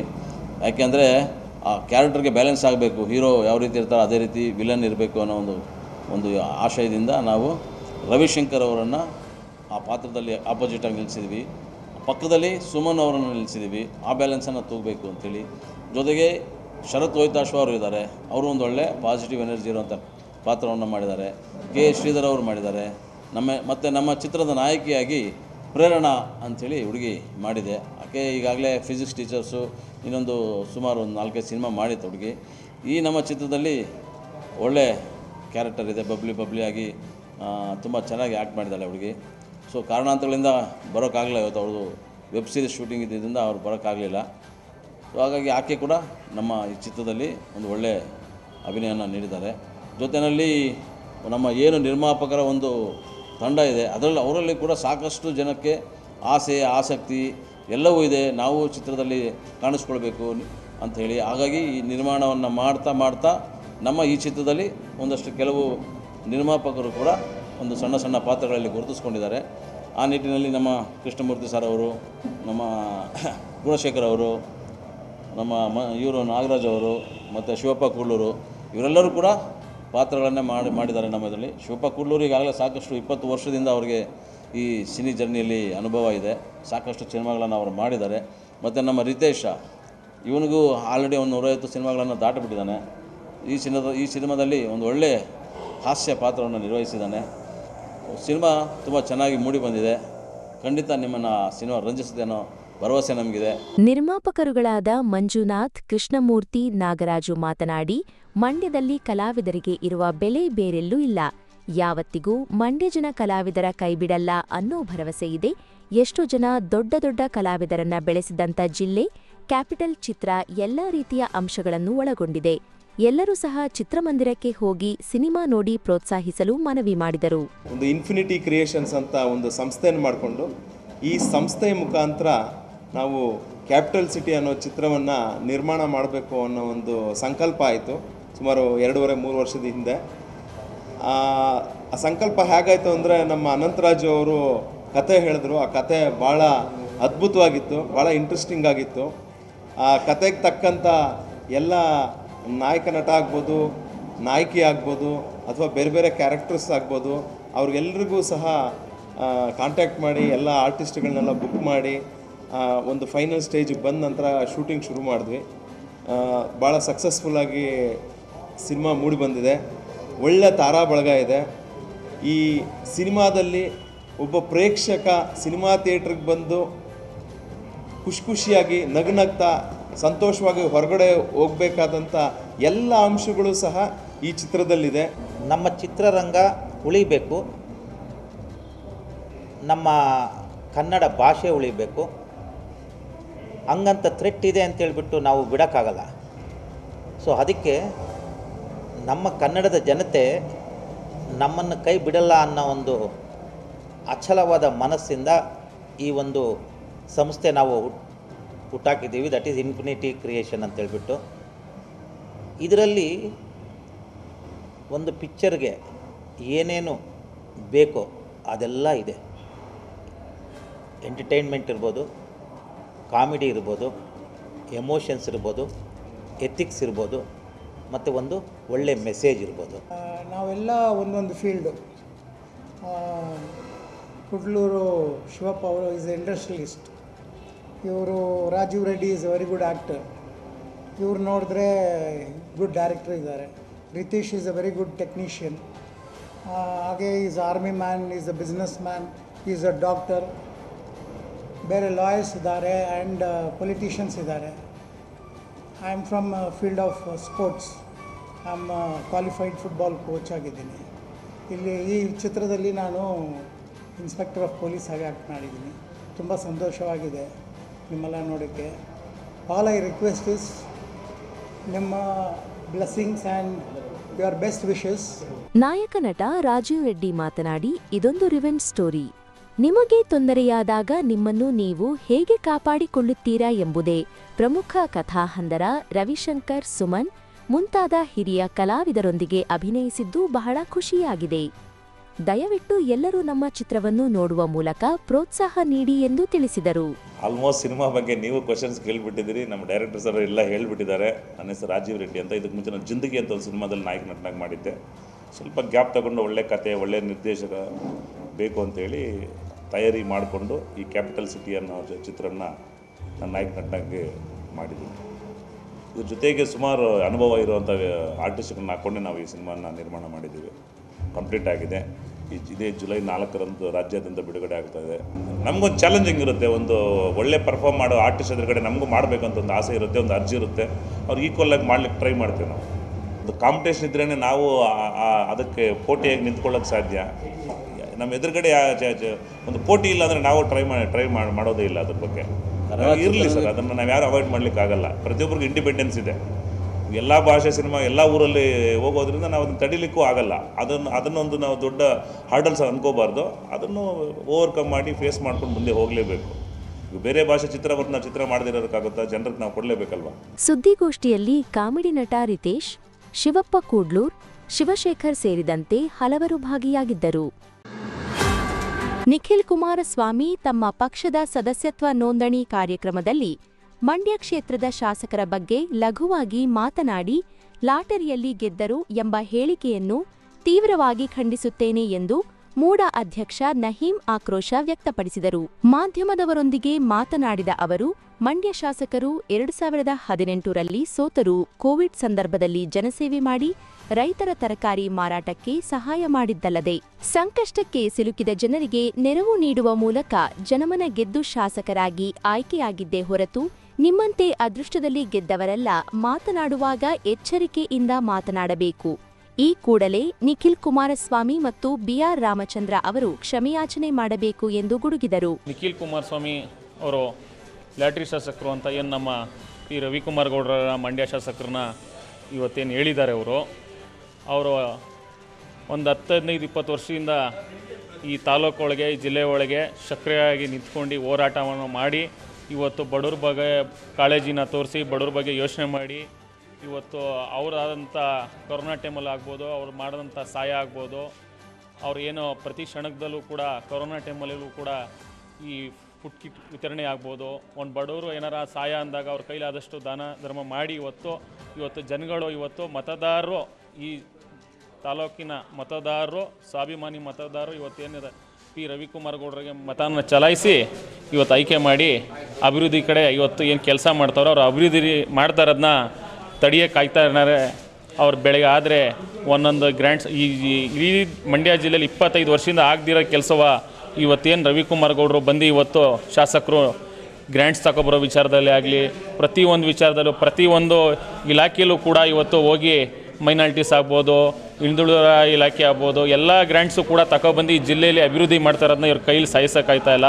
ಇವ್ರ ಕೈಲಿ ತಡೆಯೋಕ್ಕಾಗ್ದಿರೋಂಥ ಮಾತನ್ನ ಇವರ ಒಬ್ಬ ಸಾಮಾನ್ಯ ಕುಟುಂಬದಿಂದ ಬಂದಂಥ ಪಿ ರವಿಕುಮಾರ್ ಗೌಡರು, ಯಾವುದೋ ಐಷಾರಾಮಿ ಕುಟುಂಬದಿಂದ ಬಂದಂತಲ್ಲ MLA ಶಾಸಕರು, ಇವರ ಒಬ್ಬರು ಮಾಜಿ ಪ್ರಧಾನಿಯವರ ಮೊಮ್ಮಗ, ಇವ್ರ ತಂದೆಯವರ ಕೂಡ ಮಾಜಿ CM ಅವರ ಮಗ ಕೂಡ 3 ಸತಿ ನಿಂತು ಇವರೇ ನುಡಿದ್ದಾರೆ. ಜನದ ತೀರ್ಮಾನಕ್ಕೆ ಎಲ್ಲರೂ ತಲೆ ಬಾಗಿಸಲೇಬೇಕು. ಆದರೂ ಕೂಡ ಇವರು ಅವ್ರ ಮೇಲೆ ಟೀಕೆ ಟಿಪ್ಪಣಿಗಳನ್ನ ಮಾತನಾಡೋದನ್ನ ದಯವಿಟ್ಟು ನಿಲ್ಲಿಸಬೇಕು. ಮುಂದಿನ ದಿವಸದಲ್ಲಿ ಇದೇ ಥರ ನೀವು ಮಾತಾಡಿದ್ರೆ ಉರಂಥ ಹೋರಾಟವ 100% ಈ ಜಿಲ್ಲೆ ಈ ತಾಲೂಕಲ್ಲಿ ಅವ್ರು ಈ ಮಾಡ್ತಾರದ ಕೆಲಸವ ಅವ್ರ ಕೈಲಿ ತಡ್ಕೊಳ್ಳೋಕೆ ಶಕ್ತಿ ಇಲ್ಲ ಅಂತ ಅಂದರೆ ಇನ್ಯಾವ ರೀತಿಯಲ್ಲಿ ಅಭಿವೃದ್ಧಿ ಮಾಡಿಸ್ಬೇಕು. ಇಲ್ಲ ನೀವು ಹೇಳಿ ಯಾವ್ದಾರ ಅಭಿವೃದ್ಧಿ ಹಿಂದೆ ಆಗಿದೆ ಅಂದರೆ 10 ಕೋಟಿ ಎಲ್ಲದೆ ಅಂತ ತೋರಿಸಿ ಕೊಡಿ. 10,000 ಕೋಟಿ ಅದೇ ಅಂತ ಹೇಳಿದಿರಲ್ಲ, ನಿಮ್ಗಾರ ಹೋದ್ಸರಿ ನಗರಸಭೆಯಲ್ಲಿ ಗ್ರ್ಯಾಂಟ್ ಕೂಡ ಬಂದು 8,000 ಕೋಟಿ ಇಡೀ ಜಿಲ್ಲೆ ಒಳಗೆ ಕೊಡ್ತೀವಿ ಅಂತ ಇದೇ ನಿಖಿಲ್ ಕುಮಾರಸ್ವಾಮಿ ಅವ್ರನ್ನ ಸುಮಲತಾ ಅವರು ಇಂಡಿಪೆಂಡೆಂಟಾಗಿ ಗೆಲ್ಸಕ್ಕೆ ನಾನೇ ಅವ್ರನ್ನ ವಾಪಸ್ ರಿಟರ್ನ್ ತಗೊಬೈತೀರ ದುಡ್ಡನ್ನ ನೀವು 8,000 ಕೋಟಿನ ಈ ಜಿಲ್ಲೆ ಒಳಗೆ ತಗೊಬಂದು ಅಭಿವೃದ್ಧಿ ಮಾಡ್ತೀವಿ ಅಂತ ನೀವರ ಸೇಲ್ಡಿನ ರಾಜಕಾರಣ ಮಾಡ್ತೀರಾ. ನೀವು ಸ್ವಾಭಿಮಾನಿ ರಾಜಕಾರಣ ಮಾಡಿ ಇವತ್ತು ಏನಕ್ಕೋಸ್ಕರ ನೀವು ದುಡ್ಡನ್ನ ವಾಪಸ್ ತಗೊಬಿಟ್ರಿ ಜಿಲ್ಲೆ ಕೊಟ್ಟು ನೀವೇ ಮುಖ್ಯಮಂತ್ರಿ ಆಗಿದ್ರಿ. ನಿಖಿಲ್ ಕುಮಾರಸ್ವಾಮಿ ಸೋಲ್ಸಕ್ಕೆ 8,000 ಕೋಟಿ ರಿಟರ್ನ್ ಹೊಂಟಾಯ್ತು. ಯಾಕೆ ಈ ಜಿಲ್ಲೆ ಸ್ವಾಭಿಮಾನಿ ಜನ ನಿಮ್ಗೆ ಓಟ್ ಕೊಟ್ಟಿರಲಿಲ್ಲ? ಮತದಾರರು ಓಟ್ ಕೊಟ್ಟಿದ್ದಾರಲ್ಲ, 7 ಕ್ಷೇತ್ರದಲ್ಲಿ ಗೆದ್ದಿದ್ದೀರಿ, ಅಭಿವೃದ್ಧಿ ಮಾಡೋಕ್ಕೆ ಅವಕಾಶ ಕೊಡಿ. 8,000 ಕೋಟಿನ ವಾಪಸ್ ತಗೋದ್ರಿ ರಿಟರ್ನ್. ನೀವು ದಯವಿಟ್ಟು ನಿಮ್ಗಳೇ ತಪ್ಪುಗಳನ್ನ ಮಡಿಕೊಂಡು ಇವತ್ತು ಒಬ್ಬ ಸಾಮಾನ್ಯ ಕುಟುಂಬದಿಂದ ಬಂದಂಥ ಶಾಸಕ ಇವತ್ತು ಅಭಿವೃದ್ಧಿ ಮಾಡಿ ಜನಗಳ ಬಗ್ಗೆ ವಿಶ್ವಾಸ ತಗೊಂಡು ಜನ ಆಯ್ಕೆ ಮಾಡಿ ಜನದಿಂದ ಆಯ್ಕೆ ಆಗಿದ್ದು, ಯಾವುದೋ ಲ್ಯಾಟ್ರಿಯಲ್ಲಿ ಆಯ್ಕೆ ಆಗಲಿಲ್ಲ. ಇವತ್ತು ಜನ ಆಶೀರ್ವಾದ ಮಾಡಿರೋದು, ಈ ಜಿಲ್ಲೆಯ ಸ್ವಾಭಿಮಾನಿ ಜನನ ಆಶೀರ್ವಾದ ಮಾಡಿರೋದಕ್ಕೆ ಅವ್ರ ಶಾಸಕರಾಗಿ ಜನಗಳದ್ದು ಹಿಂದೆ ಕೆಲಸ ಏನು ಮಾಡಬೇಕು ಜನಕ್ಕೆ ಅನ್ನೋದನ್ನ. ಕರೋನಾ ಟೈಮಲ್ಲಿ 1 ತಿಂಗಳು ಸತತವಾಗಿ 2 ಕೊರೋನಾ ಬಂತು. 2 ಕೊರೋನಾ ನಮ್ಮ ಕಣ್ಣ ನೋಡಿ, ಒಂದು ತಿಂಗಳು 1 ವರ್ಷದ ಮಗಳು ಒಳಗೆ ಅವ್ರಿಗೆ ಆ ಕೊರೋನಾ ಟೈಮಲ್ಲಿ ಚಿಕ್ಕಮಗಳೂರು ಆ ಟೈಮಲ್ಲಿ 1.5 ತಿಂಗಳು ಮನೆ ಬಿಟ್ಟು ಹೋಗಿರಲಿ ಇದೇ ಬಡಾವಣೆಯಲ್ಲಿ ಮನೆ ವಾಸ ಮಾಡ್ಕೊಂಡು ಜೀವನ ಮಾಡ್ಕೊಂಡು ಅವ್ರ ಕಾಲದಂಥ ಬಡವರಿಗೆ ತುಂಬ ಆಟೋ ಚಾಲಕರಿಗಾಗ್ಬೋದು, ಪೌರ ಕಾರ್ಮಿಕರಿಗಾಗ್ಬೋದು, ತುಂಬ ಬಡವ್ರ ಜನಕ್ಕೆ ಇವತ್ತು ಫುಡ್ ಕಿಟ್ನ ಕೊಡೋಂಥ ವಿತರಣೆ ಮಾಡಿದ್ರು. ಇಡೀ ತಾಲೂಕೊಳಗೆ ನಮ್ಮ ಜಾಕೀರವರು ಜಬಿ ನಾವೆಲ್ಲ ಒಂದು ಟೀಮ್ ಮಾಡಿ ಕರೋನಾ ಬಾಡಿನ ಮುಟ್ಟಕ್ಕೆ ಯಾರ ಕೈಲೂ ಆಗ್ತಾ ಇರಲಿಲ್ಲ. ಸ್ವಂತ ತಂದೆ ತಾಯಿರೇ ಆಗಲಿ ಅವ್ರ ಮಕ್ಕಳು ತೀರೋಗೋದಾಗ ಸ್ವಂತ ತಮ್ಮ ಹೋಗಿ ಮುಂದೆ ನಿಂತ್ಕೊಳ್ಳೋಕ್ಕಾಗ್ತಾ ಇರಲಿಲ್ಲ. ಅಂಥ ಕೊರೋನಾ ಟೈಮಲ್ಲಿ ನಮ್ಮ ಕೈಯಲ್ಲಿ ಟೀಮ್ ಮಾಡಿಸಿ ಇಡೀ ಜಿಲ್ಲೆ ಒಳಗೆ ಆಂಬುಲೆನ್ಸ್ ವಿತರಣೆ ಮಾಡಿ ಅವ್ರ ಸ್ವಂತ ದುಡ್ಡಿಂದ ಆಂಬುಲೆನ್ಸ್ಗಳು ಫುಡ್ ಕಿಟ್ ವಿತರಣೆ ಮಾಡಿ ಅವೆಲ್ಲ ಕೂಡ ಮಾಡಿ ಶಾಸಕರು ಬಾಡಿಗಳನ್ನ ದಫನ್ ಮಾಡೋಕ್ಕೂ ಕೂಡ ನಮ್ಮ ಕೈಲಿ ನಮ್ಮನ್ನ ಒಂದು ಟೀಮ್ ಮಾಡಿ ಮಾಡ್ರಪ್ಪ ಇದು ಒಂದು ಕೆಲಸವ ಅಂತ ಅಂದ್ಬಿಟ್ಟು ಇಡೀ ಜಿಲ್ಲೆ ಒಳಗೆ PP ಕಿಟ್ ವಿತರಣೆ ಸ್ವಂತ ದುಡ್ಡಿಂದ PP ಕಿಟ್ ವಿತರಣೆ ಮಾಡಿ ಮೆಡಿಸಿನ್ ಕಿಟ್ಗಳನ್ನ ವಿತರಣೆ ಮಾಡಿಸಿ ನಾವೇ PP ಫುಲ್ ಕಿಟ್ ಹಾಕ್ಕೊಂಡು ಇಡೀ ಬಾಡಿ ದಫನ್ ಹೋಗ್ತಾಯಿದ್ದು. ಈ ಥರ ಶಾಸಕರು ನಮ್ಗೆ ಏನೋ ಜನ ಇವತ್ತು ಭಗವಂತ ಅವ್ರಿಗೆ ಇವೆಲ್ಲ ಪುಣ್ಯದ ಕೆಲಸ ನೋಡಿ ಅದು ಭಗವಂತ ಗೆಲ್ಸಿರೋದು ಅಲ ಗೆಲ್ಸಿರೋ ಭಗವಂತನ ಆಶೀರ್ವಾದದಿಂದ ಗೆದ್ದವ್ರೆ, ಜನದಿರ ಆಶೀರ್ವಾದದಿಂದ ಗೆದ್ದವ್ರೆ. ನಿಮ್ಮ ಹಂಗೆ ಲ್ಯಾಟ್ರಿ ಏನು ಮಾತಾಡೋಕ್ಕೂ ಒಂದು ಇತಿಮಿತಿ ಬೇಡ. ನಿಮಗೆ ಎಚ್ಚರಿಕೆ ಇರಲಿ, ದಯವಿಟ್ಟು ಇದನ್ನು ನೀವು ಕ್ಷಮೆ ಕೇಳಬೇಕು. ನಾನು ಮಾತಾಡಿರೋದು ಕ್ಷಮೆ ಇರಲಿ ಅಂದರೆ ಕ್ಷಮೆ ಆಚರಿಸಲೇಬೇಕು ನೀವು. ಈ ಸಂದರ್ಭದಲ್ಲಿ ಜಾಕಿರ್ ಪಾಷಾ, ಕಾಂಗ್ರೆಸ್ ಮುಖಂಡ ಶಿವನಂಜು, ಮಾಜಿ ಸದಸ್ಯ ಅನಿಲ್ ಕುಮಾರ್ ಇದ್ದರು. ಕಳೆದ 50 ವರ್ಷಗಳ ಹಿಂದೆ ಇಂದಿರಾ ಗಾಂಧಿ ನೇತೃತ್ವದ ಕಾಂಗ್ರೆಸ್ ಸರ್ಕಾರ ಅಘೋಷಿತ ತುರ್ತು ಪರಿಸ್ಥಿತಿ ಹೇರಿ ದೇಶದ ಜನರನ್ನು ಅತಂತ್ರರನ್ನಾಗಿ ಮಾಡಿದ್ದು, ಪ್ರಸ್ತುತ ಕಾಂಗ್ರೆಸ್ ಸರ್ಕಾರ ಘೋಷಿತವಾಗಿಯೇ ರಾಜ್ಯದಲ್ಲಿ ತುರ್ತು ಪರಿಸ್ಥಿತಿ ಹೇರಿದೆ ಎಂದು ಬಿಜೆಪಿ ರಾಜ್ಯ ಕಾರ್ಯದರ್ಶಿ ಲಕ್ಷ್ಮೀ ಅಶ್ವಿನ್ಗೌಡ ಟೀಕಿಸಿದರು.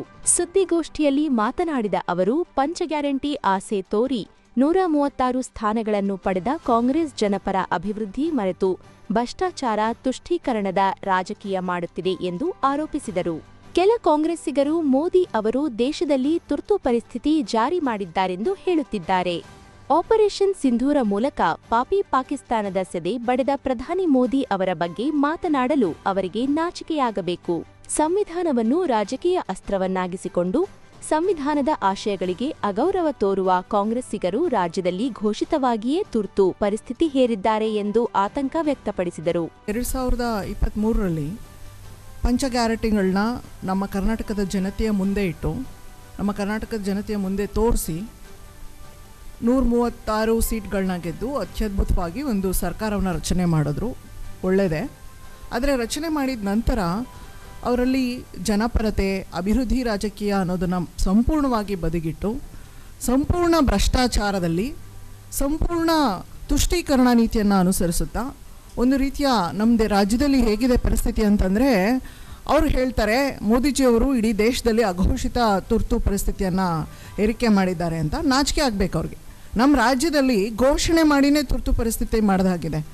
ಅವರು ಅಧಿಕಾರಕ್ಕೆ ಬಂದಾಗ ಇಲ್ಲಿವರೆಗೂ ಮಹಿಳೆಯರ ಮೇಲಿನ ದೌರ್ಜನ್ಯವೇ ಆಗಿರಬಹುದು, ರೈತರ ಒಂದು ಹಿತದೃಷ್ಟಿನೇ ಆಗಿರಬಹುದು, ರಾಜ್ಯದ ಯಾವುದೇ ಒಂದು ಸಿವಿಕ್ ಇಶ್ಯೂಸೇ ಆಗಿರಬಹುದು, ರಾಜ್ಯದ ಒಂದು ನಮ್ಮ ನೆಲ, ನೀರು, ಜಲ ಅಂತ ಬಂದಾಗಲೂ ಕೂಡ ಅವರು ಪಕ್ಷ ರಾಜಕೀಯವನ್ನು ಬಿಟ್ಟು ಅದಕ್ಕಿಂತ ಮೇಲೆದ್ದು ನಮ್ಮ ಮೋದಿಯವರನ್ನ ಅಟ್ಲೀಸ್ಟ್ ತಿಳ್ಕೊಂಡು, ನಮ್ಮ ಪ್ರಚಂಡ ನಾಯಕತ್ವವನ್ನು ಕೊಟ್ಟಂತಹ ಮೋದಿಯವರು ಹೇಗೆ ಅವರ ಕಾರ್ಯವೈಖರಿ ಹೇಗಿದೆ, ಪಕ್ಷ ರಾಜಕೀಯವನ್ನು ಮರೆತು ದೇಶ ನನ್ನದು ಅನ್ನುವಂತಹ ಪ್ರಚಂಡ ರಾಷ್ಟ್ರಪ್ರೇಮದೊಂದಿಗೆ ಹೇಗೆ ಆಡಳಿತವನ್ನು ನಡೆಸ್ತಾ ಇದ್ದಾರೆ, ಅದನ್ನಾದರೂ ನೋಡಿ ಕಲಿಬೇಕಿತ್ತಲ್ವಾ ಇಲ್ಲಿಯವರು. ಸಮಾಜವಾದದ ಸರ್ಕಾರದ ನಿರ್ಮಾತೃ, ಸಮಾಜವಾದ ಸರ್ಕಾರದ ಹರಿಕಾರರು ಅಂತ ಹೇಳಿಕೊಂಡು ಕಾಂಗ್ರೆಸ್ ಸರ್ಕಾರದ ಒಂದು ಚುಕ್ಕಾಣಿಯನ್ನು ಹಿಡಿದು ನಮ್ಮ ದೇಶದಲ್ಲಿ, ನಮ್ಮ ರಾಜ್ಯದಲ್ಲಿ ಯಾರಿಗೂ ಒಂದು ರೀತಿಯ ರಕ್ಷಣೆ ಇಲ್ಲದೆ ಆಗಿದೆ. ನಮ್ಮ ಕೃಷಿಯನ್ನೇ ಅನುಸರಿಸ್ಕೊಂಡಿರುವಂತಹ ಮಂಡ್ಯ ಜಿಲ್ಲೆಯಲ್ಲಿ ಕೃಷಿ ಸಚಿವರು ಇಲ್ಲವರೇ ಆಗಿದ್ಕೊಂಡು ಇಲ್ಲಿಯ ಒಂದು ಕೃಷಿಗೆ ಎಷ್ಟಿನ ಮಹತ್ವವನ್ನು ಕೊಟ್ಟಿದ್ದಾರೆ, ಈ ಜಿಲ್ಲೆಯ ಅಭಿವೃದ್ಧಿಗೆ ಎಷ್ಟಿನ ಮಹತ್ವವನ್ನು ಕೊಟ್ಟಿದ್ದಾರೆ, ಜಾನುವಾರುಗಳ ಸಂರಕ್ಷಣೆಗೆ, ಬೇಸಿಗೆಗಾಲದಲ್ಲಿ ಅಂತರ್ಜಲವನ್ನು ಕಾಪಾಡಿಕೊಳ್ಳೋದಕ್ಕೆ ಎಂತಹ ದೂರದೃಷ್ಟಿಯನ್ನು ಇಟ್ಕೊಂಡು ಕೆಲಸ ಮಾಡಿದ್ದಾರೆ ಅಂತ ನಿಮ್ಮೆಲ್ಲರಿಗೂ ಚೆನ್ನಾಗಿ ಗೊತ್ತಿದೆ. ಎಲ್ಲದರಲ್ಲಿಯೂ ಅವರು ಕೂಡ ಫೇಲ್ ಆಗಿದ್ದಾರೆ. ಇವತ್ತಿನ ಪತ್ರಿಕಾಗೋಷ್ಠಿಯ ಮುಖ್ಯಾಂಶ ಏನಪ್ಪ ಅಂತಂದರೆ, ಕರಾಳ ಒಂದು ತುರ್ತು ಪರಿಸ್ಥಿತಿಯ ಕರಾಳ ಅಧ್ಯಾಯ ನಮ್ಮ ರಾಜ್ಯದಲ್ಲಿ ಮತ್ತೆ ಕಾಂಗ್ರೆಸ್ ಸರ್ಕಾರ ಅಧಿಕಾರಕ್ಕೆ ಬಂದಾಗಿಂದನೂ ಇದೆ.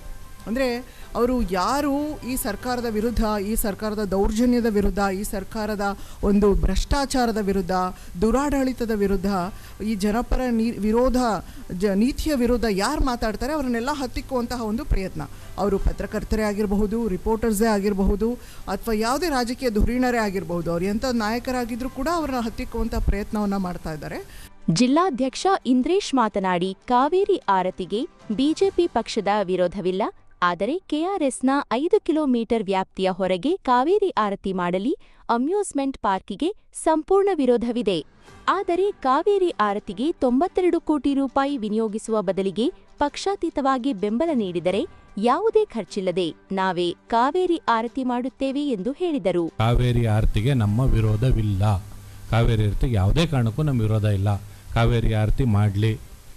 ನಮ್ಮ ಭಾರತೀಯ ಜನತಾ ಪಾರ್ಟಿಯ ಒಬ್ಬ ಜಿಲ್ಲಾಧ್ಯಕ್ಷನಾಗಿ ಹೇಳ್ತಾ ಇದ್ದೀನಿ, ನಮ್ಮ ಮಂಡ್ಯ ಜಿಲ್ಲೆಯ ಒಟ್ಟು ಹಿಂದೂ ಸಮಾಜ ಕಾವೇರಿ ಆರತಿ ಮಾಡೋದಕ್ಕೆ ನಮ್ದು ಯಾವುದೂ ವಿರೋಧ ಇಲ್ಲ. ಆದರೆ ಅಮ್ಯೂಸ್ಮೆಂಟ್ ಪಾರ್ಕ್ ಮಾಡೋದಕ್ಕೆ ಮಾತ್ರ ನಮ್ಮ ವಿರೋಧ ಇದೆ. ನೋಡಿ ನಿಮಗೆ 136 ಪ್ಲಸ್ ಈಗ 2 ಪ್ಲಸ್ 2 138 140 ಶಾಸಕರಿದ್ದೀರಿ. ನಿಮಗೆ ಜನ ಒಂದು ಮನ್ನಣೆ ಕೊಟ್ಟು ಅಧಿಕಾರ ಮಾಡೋಕ್ಕೆ ಬಿಟ್ಟವ್ರೆ. ನೀವೆಲ್ಲಾದರೂ ಮಾಡಿ. ನಾನು ಹೇಳೋದು ನೀವೆಲ್ಲರೂ ಮಾಡಿ. ನಮ್ಮ ಕನ್ಸರ್ನ್ ಇರೋದು ಯಾವುದೇ ಕಾರಣಕ್ಕೂ ಕೂಡ ಅಣೆಕಟ್ಟಕ್ಕೆ ತೊಂದರೆ ಆಗೋದು, KRS ಜಲಾಶಯಕ್ಕೆ ತೊಂದರೆ ಆಗೋ ದೃಷ್ಟಿನಲ್ಲಿ ಮಾತ್ರ ಯಾವುದೇ ನಿರ್ಧಾರ ತಗೋಬಾರ್ದು.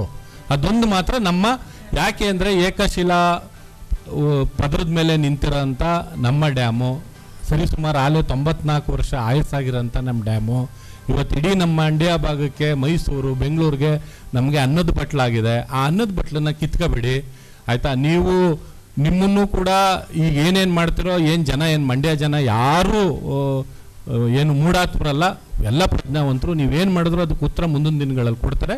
ನಮ್ಮ ಕನ್ಸರ್ನ್ ಇರೋದಿಷ್ಟೇ, ಯಾವುದೇ ಕಾರಣಕ್ಕೂ ನೀವು ಏನಾದ್ರು ಆರತಿ ಮಾಡಿದ್ರೆ ಅದರಲ್ಲಿ 1% ಡ್ಯಾಮ್ಗಾಗಲಿ ಅಥವಾ ಅಲ್ಲಿ ಸುತ್ತಮುತ್ತ ಇರೋ ಪ್ರದೇಶಕ್ಕಾಗಲಿ ಯಾವುದೇ ಥರದ ಹಾನಿ ಮಾಡಬಾರ್ದು. ಅದೇನಾದ್ರು ಹಾನಿ ಮಾಡೋಂಥ ಕಾರ್ಯವನ್ನು ಮಾಡಿದ್ರೆ ಅದಕ್ಕೆ ತಕ್ಕ ಉತ್ತರನ BJP ಕೊಡುತ್ತೆ. ಗೋಷ್ಠಿಯಲ್ಲಿ ಜಿಲ್ಲಾ ವಕ್ತಾರ ಸಿಟಿ ಮಂಜುನಾಥ್, ಜಿಲ್ಲಾ ಮಾಧ್ಯಮ ವಕ್ತಾರ ನಾಗಾನಂದ್, ಪ್ರಸನ್ನ, ಮಂಗಳ ನವೀನ್ ಕುಮಾರ್, ಚಂದ್ರು, ಮನು ಇದ್ದರು. ರಾಜೀವ್ ಗಾಂಧಿ ವಸತಿ ಯೋಜನೆಯಡಿ ಮನೆ ಮಂಜೂರಾಗಿದ್ದು, ಸದರಿ ಮನೆಯ ತಳಪಾಯ ಹಾಳು ಮಾಡಿರುವವರ ವಿರುದ್ಧ ಕ್ರಮ ಕೈಗೊಂಡು ನ್ಯಾಯ ಕೊಡಿಸಿಕೊಡಿ ಎಂದು ರಾಮನಾಯಕ ಮನವಿ ಮಾಡಿದರು. ಸುದ್ದಿಗೋಷ್ಠಿಯಲ್ಲಿ ಮಾತನಾಡಿದ ಅವರು, 2015-16ರಲ್ಲಿ ರಾಜೀವ್ ಗಾಂಧಿ ವಸತಿ ಯೋಜನೆಯಡಿ ಮಂಜೂರಾದ ಮನೆಯನ್ನು ಜನವರಿ 2020ರಂದು ಪ್ರಾರಂಭ ಮಾಡಿದ್ದು, ಅಕ್ಕಿಹೆಬ್ಬಾಳು ಗ್ರಾಮ ಪಂಚಾಯಿತಿ ಮಾಜಿ ಸದಸ್ಯನಿಂದ ಮನೆ ಕಟ್ಟಲು ತೊಂದರೆ ನೀಡಲಾಗುತ್ತಿದೆ ಎಂದರು. ಸಾಕಮ್ಮ ಹಾಗೂ ಮಂಜೇಗೌಡ ಎಂಬುವವರು ಅಕ್ಕಿಹೆಬ್ಬಾಳು ಗ್ರಾಮ ಪಂಚಾಯಿತಿ ಪಿಡಿಒ ರವಿಕುಮಾರ್ ಅವರಿಂದ ಈ ಸ್ವತ್ತು ಮಾಡಿಸಿಕೊಂಡು ಮನೆಯ ಕಟ್ಟಡದ ಮೇಲೆ ಮಣ್ಣು ಸುರಿಸಿ ತಳಪಾಯ ಹಾಳು ಮಾಡಿದ್ದು, ಇದರಿಂದ 85,000 ರೂಪಾಯಿ ನಷ್ಟವಾಗಿದೆ ಎಂದು ಅಳಲು ತೋಡಿಕೊಂಡರು. ಈ ಸಂಬಂಧ ಜನತಾ ದರ್ಶನದಲ್ಲಿ ಮುಖ್ಯಮಂತ್ರಿ ಸಿದ್ದರಾಮಯ್ಯ, ಕೇಂದ್ರ ಸಚಿವ HD ಕುಮಾರಸ್ವಾಮಿ, ಪ್ರಿಯಾಂಕ ಖರ್ಗೆ, ಎನ್ ಚಲುವರಾಯಸ್ವಾಮಿ ಹಾಗೂ ಕ್ಷೇತ್ರದ ಶಾಸಕರಿಗೆ ಮನವಿ ಸಲ್ಲಿಸಿದ್ದರೂ ನ್ಯಾಯ ದೊರಕದೇ ಇದ್ದು ನ್ಯಾಯ ಒದಗಿಸುವಂತೆ ಮನವಿ ಮಾಡಿದರು. 2020ರಲ್ಲಿ ನಮಗೆ ಗ್ರಾಂಟ್ ಆಗಿತ್ತು ಸಿದ್ದರಾಮಯ್ಯನ ಕಡೆಯಿಂದ. GPS ಆಗಿ ಬಿಲ್ಲು ತಗೊಂಡಿವ್ನಿ 2020 3ನೇ ತಿಂಗಳಲ್ಲಿ 17ನೇ ತಾರೀಕಲ್ಲಿ ಬಿಲ್ ಎತ್ಕೊಂಡಿವ್ನಿ ಅಣ್ಣ. 2020 ಡಿಸೆಂಬರಲ್ಲಿ ಒಬ್ಬ ಗ್ರಾಮ ಪಂಚಾಯತಿ ಮಾಜಿ ಸದಸ್ಯರು ಸಾಕಮ್ಮ ಮಂಜೇಗೌಡ ಅನ್ನೋರು ಈ ಸತ್ ಮಾಡಿಸ್ಕೊಂಡು ಅಣ್ಣ ನಮ್ದು ಗ್ರಾಂಟ್ ಬಿಲ್ ತಗೊಂಡಿರೋ ಮನೆ ಹೊಡೆದಾಕ್ಬಿಟ್ಟು ನಮಗೆ ಭಾಳ ತೊಂದರೆ ಕೊಡ್ತಾವನೆ ಕಟ್ಟೋಕ್ಕೆ. ಕೊಟ್ಟಿವೆ. ನಾನು ಸುಮಾರು ತಾಲೂಕ್ ಪಂಚಾಯತಿ, ತಾಲೂಕು ಅಕ್ಕಿಹೆಬ್ಬಾಳಿಗೆಲ್ಲ ಕೊಟ್ಟು ತಿರುಗಾಡ್ದೆ ಅಣ್ಣ. ಕೊನೆಗೆ ಕಂಪ್ಲೇಂಟು ಕೊಟ್ಟು, ಕಂಪ್ಲೇಂಟಲ್ಲಿ ಆಗ ದೇವರಾಜು ಅನ್ನೋರೊಬ್ಬರು ASI ಇದ್ದರು, ಮಧು ಸಾರು ಅನ್ನೋರು ಅಲ್ಲಿ ಬರ್ಕೊಳ್ಳೋರು ಇದ್ರು ಸಹ. ಅವ್ರಿಗೆ ಕರ್ಸಿ ಹೇಳಿದ್ರು, ಎಷ್ಟಿಗೆ ನೀನು ಹೋಗಿದ್ದಿ, ಫಸ್ಟು ಅವರು ಬಿಲ್ ತಗೊಂಡವ್ರೆ, ನೀನೇ ಅವ್ರು ತಗೊಂಡಿದ್ದೆ, ಫೋಟೋ ನಿಂತ್ಕೊಂಡು ಸೆಕ್ರೆಟ್ರಿ ಅವರು ಫೋಟೋ ಹೊಡ್ಸ್ಕೊಂಡವ್ರಲ್ಲ, ನೀನೇ ಅದಕ್ಕಿತ್ತಕ್ಕೆ ಬಂದಿದ್ದೀ ಅಂತ ಅಂದರು. ನೀನು ಕದ್ದು ಮಾಡಿಸ್ಕೊಂಡಿದ್ದು ಬರಬೇಡ ಅಂತ ಅವ್ರು ಹೇಳಿದ್ರು ಸಹ. ಇವ್ರು ಹಂಗೂ ಬಂದು ನಮಗೆ ತಂಟೆ ಕೊಡ್ತಲೇ ಅವನೇ ಸಹ. ಆಮೇಲೆ ಹೋಗಿ ಕೊನೆಗೆ CO ಮೇಡಮ್ ಹತ್ರ ಬಂದೆ, ಸರಸ್ವತಮ್ಮನವ್ರು ಇದ್ದರು. ಇಲ್ಲೂ 2 ಸರಿ ಬಂದೆ, ಒಂದು ಸರಿ ಇತ್ತಿತ್ತಿಲ್ಲ. ನಮ್ಮ ಹೆಂಗಸರು ನಾವು 2-3 ಸರಿ ತಿರುಗ್ದ ಸಹ. ಆ ಪಕ್ಕದಲ್ಲಿದ್ದವರು ಬಂದು ಹಿಂಗೆ ಒಯ್ತಾ ಇದ್ದಾರಲ್ಲ ಏನು ಅಂದಕ್ಕೆ, ಮೇಡಮ್ ನಮ್ಗೆ ಗೊತ್ತಿಲ್ಲ, ಇಲ್ಲಿ ಅರ್ಜಿ ಕೊಟ್ಬಿಟ್ಟು ಹೋದ್ರು, ನಮ್ಗೆ ಯಾವುದೂ ಕ್ರಮ ಸಿಕ್ಕಿಲ್ಲ ಅಂದ್ಬಿಟ್ಟು CO ಮೇಡಮ್ ಸರಸ್ವತಮ್ಮನವ್ರು ಕೇಳಿದ್ರು. ಆಗ ನೋಡ್ಬಿಟ್ಟು ಅವರು ಎಲ್ಲನೂ ಹಿಂಗೆ ಅಂತ ಹೇಳಿದೆ. ಫಸ್ಟು ಬಿಲ್ ತಗೊಂಡ್ಮೇಲೆ ಹಿಂಗೆ ಮಾಡೋಕ್ಕವ್ರೆ ರವಿಕುಮಾರು, ಮಹೇಶ್ ಅನ್ನೋರು ಅಂತ ಅಂದು. ಆಗ ಅವ್ರಿಗೆ ಫೋನ್ ಹಾಕಿದ್ರು ಇಲ್ಲಿಂದ ದೂರವಾಣಿ ಮೂಲಕ, ಇವನ್ಗೆ ಬಿಲ್ ತಗೊಂಡ್ಮೇಲೆ ಇನ್ನೊಬ್ರಿಗೆ ಈ ಸತ್ ಹೆಂಗೆ ಮಾಡಿದೀಯೋ ನೀನು ಅಂತ ಕೇಳಿದ್ಕೆ, ನಮ್ಮದು ST ಜನಾಂಗ ಸುಗುಣ ರಾಮನಾಯ್ಕ ಅನ್ನೋದೈತೆ, ಅವ್ರದ್ದು ಸಾಕಮ್ಮ ಮಂಜೇಗೌಡ ಅನ್ನೋದೈತೆ. ಮೇಡಮ್ ಅವರು ಅಣ್ಣ ತಮ್ಮದಿರು ಗಲಾಟೆಗೆ ಹತ್ಕೋತಾರೆ ಅಂತ ಮಾಡಿಬಿಟ್ಟೆ ಅಂತ ಅವ್ರು ಹೇಳಿದ್ರು. ಮೇಡಮ್ ಅವು ಎಲ್ಲ ರೆಕಾರ್ಡ್ ಎಲ್ಲನೂ ತೋರಿದ್ಮೇಲೆ ಸರಸ್ವತಮ್ಮನವರು ಬೋದ್ರು. ಫಸ್ಟು ಇದು STಯಿಂದ ಪರಿಶಿಷ್ಟ ಪಂಗಡಕ್ಕೆ ಸೇರವ್ರೆ, ನೀನು ಬೇರೆಯವ್ರಿಗೆ ಮಾಡಿದ್ದೆಲ್ಲ ಇದು ಫಸ್ಟು ಮಾಡಿಕೊಡೋದಕ್ಕೆ ಒಪ್ಕೊಂಡ್ರು ಸಹ. ಒಪ್ಕೊಂಡಾದ ತಕ್ಷಣ ಒಂದು ವಾರ 15 ದಿನದಲ್ಲಿ ಅವ್ರು ಯಾರೋ ಅವ್ರ ಫ್ಯಾಮಿಲಿ ತೀರೋಗ್ಬಿಟ್ಟು ರಜಾ ಹಾಕ್ಬಿಟ್ರು ಸರಸ್ವತಮ್ಮನವರು ಇದರಲ್ಲಿ ಜಿಲ್ಲಾ ಪಂಚಾಯತಿ ಇದರಲ್ಲಿ. ರಜಾ ಹಾಕ್ದಾಗ ಇವರು ಮಾಡ್ಕೊಡ್ತೀನಿ ಅಂದ್ಬಿಟ್ಟು ಇಲ್ಲಿವರೆಗೂ ಮಾಡ್ಕೊಡ್ಲಿಲ್ಲ. ಅವನಿಗೆ 2 ದಿವಸ ಮಾಡಿಸ್ಕೊಂಡಾನೆ. 2 ದಿವಸ ಮಾಡಿಕೊಂಡ್ರು ನಮಗೆ ಅಲ್ಲಿ ಕಟ್ಟಕ್ಕೆ ಕೊಡ್ತಾಯಿಲ್ಲ. ಆ ಫೋಟೋವೇ ತೆಗೆಸ್ಬಿಟ್ಟು ಆಗಿರೋದನ್ನೂ ಹೊಡೆದಾಕಿ ಎಲ್ಲನೂ ನನಗೂ ಇದು ಅಂದ್ಬಿಟ್ಟು ಬಂದು ಉದಾಸನೆ ಮಾಡಿ ಇದಕ್ಕೆ ನಮಗೆ ಭಾಳ ತೊಂದರೆ ಕೊಡ್ತಾವ್ರೆ. ನಾವು ತಿರ್ಗಾ ಎಲ್ಲಕ್ಕೂ ಕೊಟ್ಟು ಆಮೇಲೆ ಜನಸ್ಪಂದನ ಕಾರ್ಯಕ್ರಮ ಇಲ್ಲಿ HD ಕುಮಾರಸ್ವಾಮಿಗೂ ಬಂದು ಹೇಳಿದೆ, ಸಿದ್ದರಾಮಯ್ಯನವ್ರಿಗೆ ಬೆಂಗಳೂರಿಗೆ ಹೋಗಿ ಜನಸ್ಪಂದನ ಕಾರ್ಯಕ್ರಮ ನಮ್ಮ ಹೆಂಗಸರು ನಾವು ಕೊಟ್ಟು, ಪ್ರಿಯಾಂಕಾ ಖರ್ಗೆಗೂ ಕೊಟ್ಟಿವಿ. ಆಮೇಲೆ KN ರಾಜಣ್ಣಗೆ ಒಂದು ತಿರ್ಗಾ ಕ್ಯಾರ್ಪೇಟೆಗೆ ಬಂದಿದ್ರು ಸಿದ್ದರಾಮಯ್ಯನವರು, ಅಲ್ಲೂ ಕೊಟ್ಟು. ಚಲುವರಾಯಸ್ವಾಮಿಗೆ 2,000 ಕೊಟ್ಟರು. ಚಲುವರಾಯಸ್ವಾಮಿ ಹೇಳಿದ್ರು ಇವ್ರಿಗೆ ಮಾಡಿಕೊಡ್ರಿ, ಯಾಕ್ರಿ ಈ ಥರ ಮಾಡಿದ್ದೀರಿ ಅಂದ್ಬಿಟ್ಟು. ಈ CO ಮೇಡಮ್ ಬಂದಿರೋರು ಇತ್ತೀಚಿಲ್ಲ ಅವ್ರು ಬೇರೆಯವ್ರಿಗೆ ಹೇಳಿದ್ರು, ನರಸಿಂಹರಾಜು ಅನ್ನೋರಿಗೆ ಹೇಳ್ತೀವಿ ಅಂದ್ಬಿಟ್ಟು ಹೋದರೆ ಅಲ್ಲಿ CO ಮೇಡಮು EO ಮೇಡಮ್ ಅವರು ನೋಡ್ಬಿಟ್ಟು ಎಲ್ಲನೂ ಈಸ್ಕೊಂಡು ಅದರಲ್ಲಿ 4 ಅರ್ಜಿ 6 ಅರ್ಜಿ ಎತ್ಕೊಂಡ್ರು ಸರ್ ನಮ್ಮವ. ಕರ್ಸ್ಬಿಟ್ಟು ತೀರ್ಮಾನ ಮಾಡ್ಕೊಡ್ತೀನಿ ಅಂದ್ಬಿಟ್ಟು ನಾವು ಅವ್ರಿಗೆ ಇಲ್ಲೂ ಕರ್ಸೋವಿಲ್ಲ ಏನೂ ಇಲ್ಲ, ಕೊಡ್ತೀವಿ ನೀವು ಹೋಗೋ ಅರ್ಜಿಯ 4 ವರ್ಷದಿಂದ ಕೊಟ್ಟಿದ್ರೆ ಪ್ರತಿಯೊಂದು ಒರಿಜಿನಲ್ ಎಲ್ಲ ಅಕ್ಲಾಜ್ಮೆಂಟ್ ಎಲ್ಲನೂ ಇಲ್ಲೇ ತಂದೀವಿ ಸರ್. ಪ್ರತಿಯೊಂದು ಕೊಟ್ಟಿರೋವೆಲ್ಲ ಇಲ್ಲೇವೆ. ಕೊನೆಗೆ ರಿಜಿಸ್ಟ್ರ್ ಪೋಸ್ಟ್ ಮಾಡೀವಿ ಸರ್. ಹೆಂಗಾರೆ ಇಲ್ಲಿ ರಿಜಿಸ್ಟ್ರ್ ಪೋಸ್ಟ್ ಮಾಡೋರು ಕೊಡದೇ ಇದ್ರು ಇದಾಯ್ತದೆ, ಕೊನೆಗೆ ಏನಾರು ಕೋರ್ಟ್ಗೆ ಏನಾರು ಹಾಕೋರು ಆಯ್ತದೆ ಅಂದ್ಬಿಟ್ಟು ರಿಜಿಸ್ಟ್ರ್ ಪೋಸ್ಟ್ ಎಲ್ಲನೂ ಮಾಡಿ ಪ್ರತಿಯೊಂದು ಅರ್ಜಿನೂ ಇಲ್ಲೇ ಅವೆ ಸಹ. ಎಲ್ಲ ಇಲ್ಲ ಜಾಗ ನಮ್ಮದೇ ಅನುಭವದಲ್ಲೇ ಇದ್ದೋ ಸರ್. ನಾವು ಬಿಲ್ ಫಸ್ಟೇ ನಾನು ಬಿಲ್ ತಗೊಂಡೆ ಅವ್ನು ಯಾವುದೂ ಎತ್ತಿತ್ತಿಲ್ಲ. ಕೊನೆಯಲ್ಲಿ ಮಾಡಿರೋದವರು ರವಿಕುಮಾರು ಸೇರಿ. ನಂಜಮ್ಮಮೋಟೇಗೌಡ ಚಾರಿಟಬಲ್ ಮತ್ತು ಎಜುಕೇಷನಲ್ ಟ್ರಸ್ಟ್ ವತಿಯಿಂದ ನಾಲ್ವಡಿ ಕೃಷ್ಣರಾಜ ಒಡೆಯರ್ ಪ್ರಶಸ್ತಿ ಪ್ರದಾನ ಹಾಗೂ ಪುಸ್ತಕ ಬಿಡುಗಡೆ ಸಮಾರಂಭವನ್ನು ಜುಲೈ 5ರಂದು ಸಂಜೆ 4:30ಕ್ಕೆ ನಗರದ ಕೆವಿ ಶಂಕರಗೌಡ ಶತಮಾನೋತ್ಸವ ಭವನದಲ್ಲಿ ಆಯೋಜಿಸಲಾಗಿದೆ ಎಂದು ಟ್ರಸ್ಟ್ನ ಅಧ್ಯಕ್ಷ ಕೆಟಿ ಹನುಮಂತು ತಿಳಿಸಿದರು. ಸುದ್ದಿಗೋಷ್ಠಿಯಲ್ಲಿ ಮಾತನಾಡಿದ ಅವರು, ಟ್ರಸ್ಟ್ ವತಿಯಿಂದ ಹಲವು ಪ್ರಶಸ್ತಿಗಳನ್ನು ನೀಡುತ್ತಿದ್ದು, ಈ ಬಾರಿಯ ನಾಲ್ವಡಿ ಕೃಷ್ಣರಾಜ ಒಡೆಯರ್ ಪ್ರಶಸ್ತಿಗೆ ವಿಧಾನ ಪರಿಷತ್ ಸಭಾಪತಿ ಬಸವರಾಜ ಹೊರಟ್ಟಿ ಅವರನ್ನು ಆಯ್ಕೆ ಮಾಡಲಾಗಿದೆ ಎಂದರು. ಮಾಜಿ ಸಚಿವ ಡಿಸಿ ತಮ್ಮಣ್ಣ ಪ್ರಶಸ್ತಿ ಪ್ರದಾನ ಮಾಡಲಿದ್ದು, ಲೋಕೇಶ್ ಚಂದಗಾಲು ಅವರ ನಾಲ್ವಡಿ ನಾಡು ಪುಸ್ತಕವನ್ನು ಬಿಡುಗಡೆ ಮಾಡುವರು. ಶಾಸಕ ಪಿ ರವಿಕುಮಾರ್ ಗೌಡ ಅಧ್ಯಕ್ಷತೆ ವಹಿಸಲಿದ್ದು, ನಗರಸಭೆ ಅಧ್ಯಕ್ಷ ಎಂವಿ ಪ್ರಕಾಶ್, ಕರ್ನಾಟಕ ಸಂಘದ ಅಧ್ಯಕ್ಷ ಡಾ ಜಯಪ್ರಕಾಶ್ ಗೌಡ, ಪದ್ಮಶ್ರೀ ಪ್ರಶಸ್ತಿ ಪುರಸ್ಕೃತ ಕೆಎಸ್ ರಾಜಣ್ಣ ಮುಖ್ಯ ಅತಿಥಿಗಳಾಗಿ ಭಾಗವಹಿಸಲಿದ್ದು, ವಿಧಾನ ಪರಿಷತ್ ಮಾಜಿ ಸದಸ್ಯ ಕೆಟಿ ಶ್ರೀಕಂಠೇಗೌಡ ಗೌರವ ಉಪಸ್ಥಿತಿ ವಹಿಸುವರು ಎಂದು ವಿವರಿಸಿದರು. ನಮ್ಮ ನಂಜಮ್ಮಮೋಟೇಗೌಡ ಚಾರಿಟಬಲ್ ಆ್ಯಂಡ್ ಎಜುಕೇಷನಲ್ ಟ್ರಸ್ಟ್ ವತಿಯಿಂದ ಪ್ರತಿ ವರ್ಷ ಕಳೆದ ಈಗ 16 ವರ್ಷಗಳಿಂದಲೂ ಕೂಡ ನಿರಂತರವಾಗಿ ನಾಲ್ವಡಿ ಕೃಷ್ಣರಾಜ ಒಡೆಯರ ಪ್ರಶಸ್ತಿಯನ್ನು ಪ್ರದಾನ ಮಾಡ್ಕೊಂಡು ಬರ್ತಾಯಿದ್ದೇವೆ. ತಮಗೆಲ್ಲ ಗೊತ್ತೇ ಇದೆ, ನಾಲ್ವಡಿಯವರು ಈ ಜಿಲ್ಲೆಗೆ ಉದಯಕ್ಕೆ ಕಾರಣರಾದಂಥವರು ಮತ್ತು ನಮ್ಮ ಮಂಡ್ಯ ಜಿಲ್ಲೆಯ ಸಮಗ್ರ ಅಭಿವೃದ್ಧಿಗೆ ಅವರ ಕೊಡುಗೆ ಅಪಾರವಾದದ್ದು. ಇಡೀ ಮೈಸೂರು ಪ್ರಾಂತ್ಯದಲ್ಲಿ ನಮ್ಮ ಮಂಡ್ಯ ಜಿಲ್ಲೆಗಂತೂ ಅವರು ಹೆಚ್ಚಿನ ಕೊಡುಗೆಯನ್ನು ಕೊಟ್ಟಿದ್ದಾರೆ. ಹಾಗಾಗಿ ಭಾಳಷ್ಟು ಜನಕ್ಕೆ ನಾಲ್ವಡಿಯವರ ಸಾಧನೆಗಳೇ ಗೊತ್ತಿಲ್ಲ. ಕನ್ನಂಬಾಡಿ ಕಟ್ಟೆ ಕಟ್ಟಿಸ್ತಾರೆ ಯಾರಪ್ಪ ಅಂತಂದರೆ ವಿಶ್ವೇಶ್ವರಯ್ಯ ಅಂತ ಹೇಳ್ತಾರೆ. ವಿಶ್ವೇಶ್ವರಯ್ಯರ ಕೊಡುಗೆನೂ ಕೂಡ ಸಾಕಷ್ಟಿದೆ, ಅದರಲ್ಲೇನು ಎರಡು ಮಾತಿಲ್ಲ. ಆದರೆ ನಾಲ್ವಡಿಯವರ ಕೊಡುಗೆನೂ ಕೂಡ ಹೆಚ್ಚಿದೆ. ಹಾಗಾಗಿ ಮತ್ತು ಇವತ್ತು ಏನು ನಮ್ಮ ಮಂಡ್ಯದಲ್ಲಿ ಶುಗರ್ ಫ್ಯಾಕ್ಟ್ರಿ ಇರ್ಬೋದು, VC ಫಾರಮ್ ಇರ್ಬೋದು, ಮತ್ತು ಶಾಲಾ ಕಾಲೇಜುಗಳಿರ್ಬೋದು, ಮತ್ತು ಕೆರೆ ಕಟ್ಟೆಗಳಿರ್ಬೋದು, ಭಾಳಷ್ಟನ್ನು ನಮ್ಮ ನಾಲ್ವಡಿ ಕೃಷ್ಣರಾಜ ಒಡೆಯರು ಕೊಡುಗೆಗಳನ್ನು ನಮ್ಮ ಜಿಲ್ಲೆಗೆ ಕೊಟ್ಟಿದ್ದಾರೆ. ಹಾಗಾಗಿ ಪ್ರತಿ ಮನೆಗೆ ನಮ್ಮ ಜಿಲ್ಲೆಯಲ್ಲಿ ನಾಲ್ವಡಿ ಕೃಷ್ಣರಾಜ ಒಡೆಯರು ತಲುಪಬೇಕು ಅಂತಕ್ಕಂಥದ್ದು ನಮ್ಮ ಟ್ರಸ್ಟ್ನ ಆಶಯ. ಆ ನಿಟ್ಟಿನಲ್ಲಿ ಈ ವರ್ಷ ಸ್ವಲ್ಪ ವಿಶೇಷವಾಗಿ ಈ ಒಂದು ನಾಲ್ವಡಿಯರ ಜಯಂತಿಯನ್ನು, ಈ ಪ್ರಶಸ್ತಿ ಪ್ರದಾನ ಕಾರ್ಯಕ್ರಮವನ್ನು ವಿಶೇಷವಾಗಿ ಆಚರಿಸ್ತಾ ಇದ್ದೇವೆ. ಇವತ್ತು ಮಾನ್ಯ ಸಭಾಪತಿಗಳು ವಿಧಾನ ಪರಿಷತ್ತು ಬಸವರಾಜ ಹೊರಟ್ಟಿಯವರು 8ನೇ ಬಾರಿ ಈಗ ವಿಧಾನ ಪರಿಷತ್ಗೆ ಆಯ್ಕೆಯಾಗಿ ವಿಧಾನ ಪರಿಷತ್ನ ಸಭಾಪತಿಗಳಾಗಿದ್ದಾರೆ. ಅವರು ಈ ಒಂದು ನಾಲ್ವಡಿ ಕೃಷ್ಣರಾಜ ಒಡೆಯರ್ ಪ್ರಶಸ್ತಿಯನ್ನು ಅವರಿಗೆ ಒಂದು ಪ್ರದಾನ ಮಾಡುವಂಥ ಕೆಲಸವನ್ನು ಈ ವರ್ಷ ಮಾಡ್ತಾಯಿದ್ವಿ. ಇದು 25,000 ರೂಪಾಯಿ ನಗದು ಹಾಗೂ ಪ್ರಶಸ್ತಿ ಪತ್ರಗಳೊಂದಿಗೆ ಈ ಒಂದು ನಾಲ್ವಡಿ ಪ್ರಶಸ್ತಿಯನ್ನು ಅವರಿಗೆ ಪ್ರದಾನ ಮಾಡುವಂಥ ಕೆಲಸ ಆಗ್ತಾಯಿದೆ. ಇದ್ರ ಜೊತೆಗೆ ಪ್ರತಿ ಮನೆಗೂ ಕೂಡ ನಾಲ್ವಡಿಯವರ ಒಂದೊಂದು ಪುಸ್ತಕಗಳನ್ನು ಕೊಡಬೇಕು ಅಂತಕ್ಕಂಥದ್ದು. ಹಾಗಾಗಿ ಈ ವರ್ಷದಿಂದ ಪ್ರತಿ ವರ್ಷ 1,000 ಪ್ರತಿಗಳನ್ನು ನಾವು ಪ್ರಿಂಟ್ ಮಾಡಿಸಿ ಅದನ್ನು ಪ್ರತಿಯೊಬ್ಬರಿಗೂ ಕೂಡ ಯಾರು ನಾಲ್ವಡಿಯವರ ಪುಸ್ತಕಗಳನ್ನು ತೆಗೆದುಕೊಳ್ಳಿಕ್ಕೆ ಇಷ್ಟಪಡ್ತಾರೆ ನಾವು ಉಚಿತವಾಗಿ ಕೊಡ್ತಕ್ಕಂಥದ್ದು. ಇದಕ್ಕೆ ಒಂದು 30 ರೂಪಾಯಿ ನಿಗದಿ ಮಾಡಿದ್ದೀವಿ. ಆದರೂ ಕೂಡ ನಮ್ಮ ಸಂಸ್ಥೆ ಟ್ರಸ್ಟ್ ವತಿಯಿಂದ ಉಚಿತವಾಗಿ ಕೊಡ್ತಕ್ಕಂಥ ಕೆಲಸವನ್ನು ಮಾಡ್ತಾಯಿದ್ದೀವಿ. ಇದೆ ಈಗಾಗಲೇ ಇದು ಶನಿವಾರ ಬಿಡುಗಡೆ ಆಗುತ್ತೆ. ಅಧಿಕೃತವಾಗಿ ತಮಗೆ ತೋರಿಸ್ಲಿಕ್ಕೆ ತಂದಿದೆ 40 ಪುಟಗಳ ಈ ಪುಸ್ತಕ. ಯಾಕೆ ಅಂತಂದರೆ ಇವತ್ತು ದೊಡ್ಡ ದೊಡ್ಡ ಪುಸ್ತಕಗಳು ಬರೆದ್ರೆ ಓದೋರ ಸಂಖ್ಯೆ ಕಡಿಮೆ. ಹಾಗಾಗಿ ಅವರ ಕೊಡುಗೆಗಳು ಏನಿದೆ ಈ ಜಿಲ್ಲೆಗೆ, ಪ್ರಾಂತ್ಯಕ್ಕೆ, ಮೈಸೂರು ಪ್ರಾಂತ್ಯಕ್ಕೆ ಅಂತೇಳಿ ಆ ಒಂದು ಕಿರಿ ಒತ್ತಿಗೆಯನ್ನು ನಾವು ಮಾಡಿಸಿದ್ದೇವೆ. ಇದನ್ನು ಕೂಡ ಶನಿವಾರ ಅವತ್ತೇ ಸಂಜೆ 4:00ವರೆಗೆ ಕರ್ನಾಟಕ ಸಂಘದಲ್ಲಿ ನಾವು ಬಿಡುಗಡೆ ಮಾಡುವಂಥ ಕೆಲಸವನ್ನು ಕೂಡ ಮಾಡ್ತಾಯಿದ್ದೇವೆ. ಇವತ್ತು ಈ ಕಾರ್ಯಕ್ರಮಕ್ಕೆ ಬಸವರಾಜ ಹೊರಟ್ಟಿಯವರು ಪ್ರಶಸ್ತಿ ಸ್ವೀಕಾರ ಮಾಡಲಿಕ್ಕೆ ಆಗಮಿಸ್ತಾ ಇದ್ದಾರೆ. ಮತ್ತು ಈ ಕಾರ್ಯಕ್ರಮದ ಅಧ್ಯಕ್ಷತೆಯನ್ನು ನಮ್ಮ ಮಂಡ್ಯ ಕ್ಷೇತ್ರದ ಶಾಸಕರಾದಂಥ ರವಿಕುಮಾರ್ ಗೌಡರು ಒಪ್ಕೊಂಡಿದ್ದಾರೆ ವಹಿಸ್ಕೊಳ್ಳಲಿಕ್ಕೆ. ಮತ್ತು ಈ ಒಂದು ಪುಸ್ತಕವನ್ನು ಬಿಡುಗಡೆ ಮಾಡ್ತಕ್ಕಂಥದ್ದು ಮತ್ತು ಪ್ರಶಸ್ತಿ ಪ್ರದಾನ ಮಾಡುವಂಥ ಕೆಲಸವನ್ನು ನಮ್ಮ ಮಾಜಿ ಸಚಿವರು, ಮದ್ದೂರಿನ ಮಾಜಿ ಶಾಸಕರಾದಂಥ ಹಿರಿಯರು ಆದಂಥ DC ತಮ್ಮಣ್ಣವರು ಆ ಕಾರ್ಯಕ್ರಮಕ್ಕೆ ಬರಲಿಕ್ಕೆ ಒಪ್ಪಿದ್ದಾರೆ. ಮತ್ತು ಮುಖ್ಯ ಅತಿಥಿಗಳಾಗಿ ನಮ್ಮ ನಗರಸಭಾ ಅಧ್ಯಕ್ಷರಾದಂಥ ಪ್ರಕಾಶ್ ಅವರು, ಮತ್ತು ನಮ್ಮ ಕರ್ನಾಟಕ ಸಂಘದ ಅಧ್ಯಕ್ಷರಾದಂಥ ಜಯಪ್ರಕಾಶ್ ಗೌಡರು, ಮತ್ತು ಭಾಳ ಮುಖ್ಯವಾಗಿ ಪದ್ಮಶ್ರೀ ಪ್ರಶಸ್ತಿ ಪುರಸ್ಕೃತರಾದ KS ರಾಜಣ್ಣವರು ಕೂಡ ಈ ಕಾರ್ಯಕ್ರಮಕ್ಕೆ ಆಗಮಿಸ್ತಾ ಇದ್ದಾರೆ. ಮತ್ತು KT ಶ್ರೀಕಂಠೇಗೌಡರು ಕೂಡ ಈ ಕಾರ್ಯಕ್ರಮದಲ್ಲಿ ಉಪಸ್ಥಿತರಿರ್ತಾರೆ.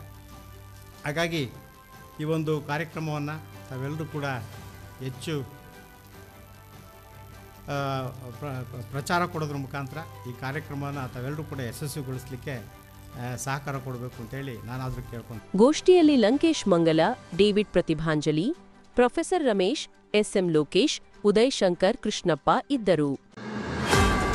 ಮಂಡ್ಯ ತಾಲೂಕಿನ ಕೊಡಗಹಳ್ಳಿ ಗ್ರಾಮದ ಬಳಿಯಿರುವ ಸುಮಾರು 50ಕ್ಕೂ ಹೆಚ್ಚು ಎಕರೆಯಲ್ಲಿದ್ದ ವಿವಿಧ ಜಾತಿಯ ಮರಗಳಾದ ರಕ್ತಚಂದನ, ಶ್ರೀಗಂಧ, ನೀಲಗಿರಿ, ಬೇವು, ಅರ್ಕುಲಸ್ ಮರಗಳನ್ನು ಕಡಿದು ನಾಶ ಮಾಡಿರುವುದನ್ನು ಖಂಡಿಸಿ ಹಾಗೂ ಗೋಮಾಳದ ಉಳಿವಿಗೆ ಆಗ್ರಹಿಸಿ ಮಂಡ್ಯ ತಹಶೀಲ್ದಾರ್ ಕಚೇರಿ ಎದುರು ರೈತರು ಹಾಗೂ ಗ್ರಾಮಸ್ಥರು ಗುರುವಾರ ಅಹೋರಾತ್ರಿ ಅನಿರ್ದಿಷ್ಟಾವಧಿ ಧರಣಿ ಸತ್ಯಾಗ್ರಹ ಆರಂಭಿಸಿದ್ದಾರೆ. ಗೋಮಾಳ ಜಾಗದಲ್ಲಿದ್ದ ಸಾವಿರಾರು ಮರಗಳ ಮಾರಣ ಹೋಮ ಮಾಡಲಾಗಿದೆ ಎಂದು ತಹಶೀಲ್ದಾರ್ ಹಾಗೂ ಅರಣ್ಯ ಅಧಿಕಾರಿಗಳ ವಿರುದ್ಧ ಘೋಷಣೆ ಕೂಗಿ ಆಕ್ರೋಶ ವ್ಯಕ್ತಪಡಿಸಿದರು.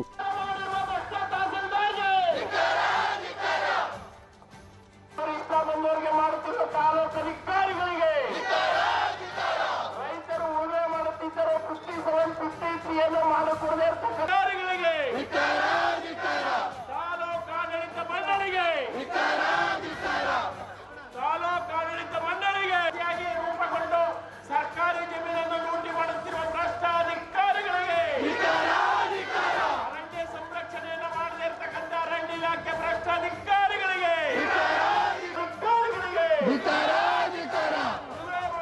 ರೈತರ ರಕ್ಷಣೆಗೆ ನಿಲ್ಲದೇ ಇರತಕ್ಕಂಥ ಭ್ರಷ್ಟಾಧಿಕಾರಿಗಳಿಗೆ,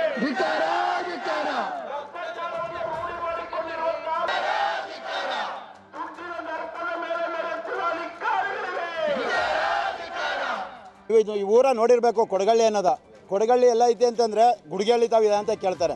ಒಂದು ಸಣ್ಣ ಹಳ್ಳಿ, ಪೂರ್ ರೈತರು, ಆಡು ಕುರಿ ಎಮ್ಮೆ ದನ ಸಾಕೊಂಡಿರೋರು.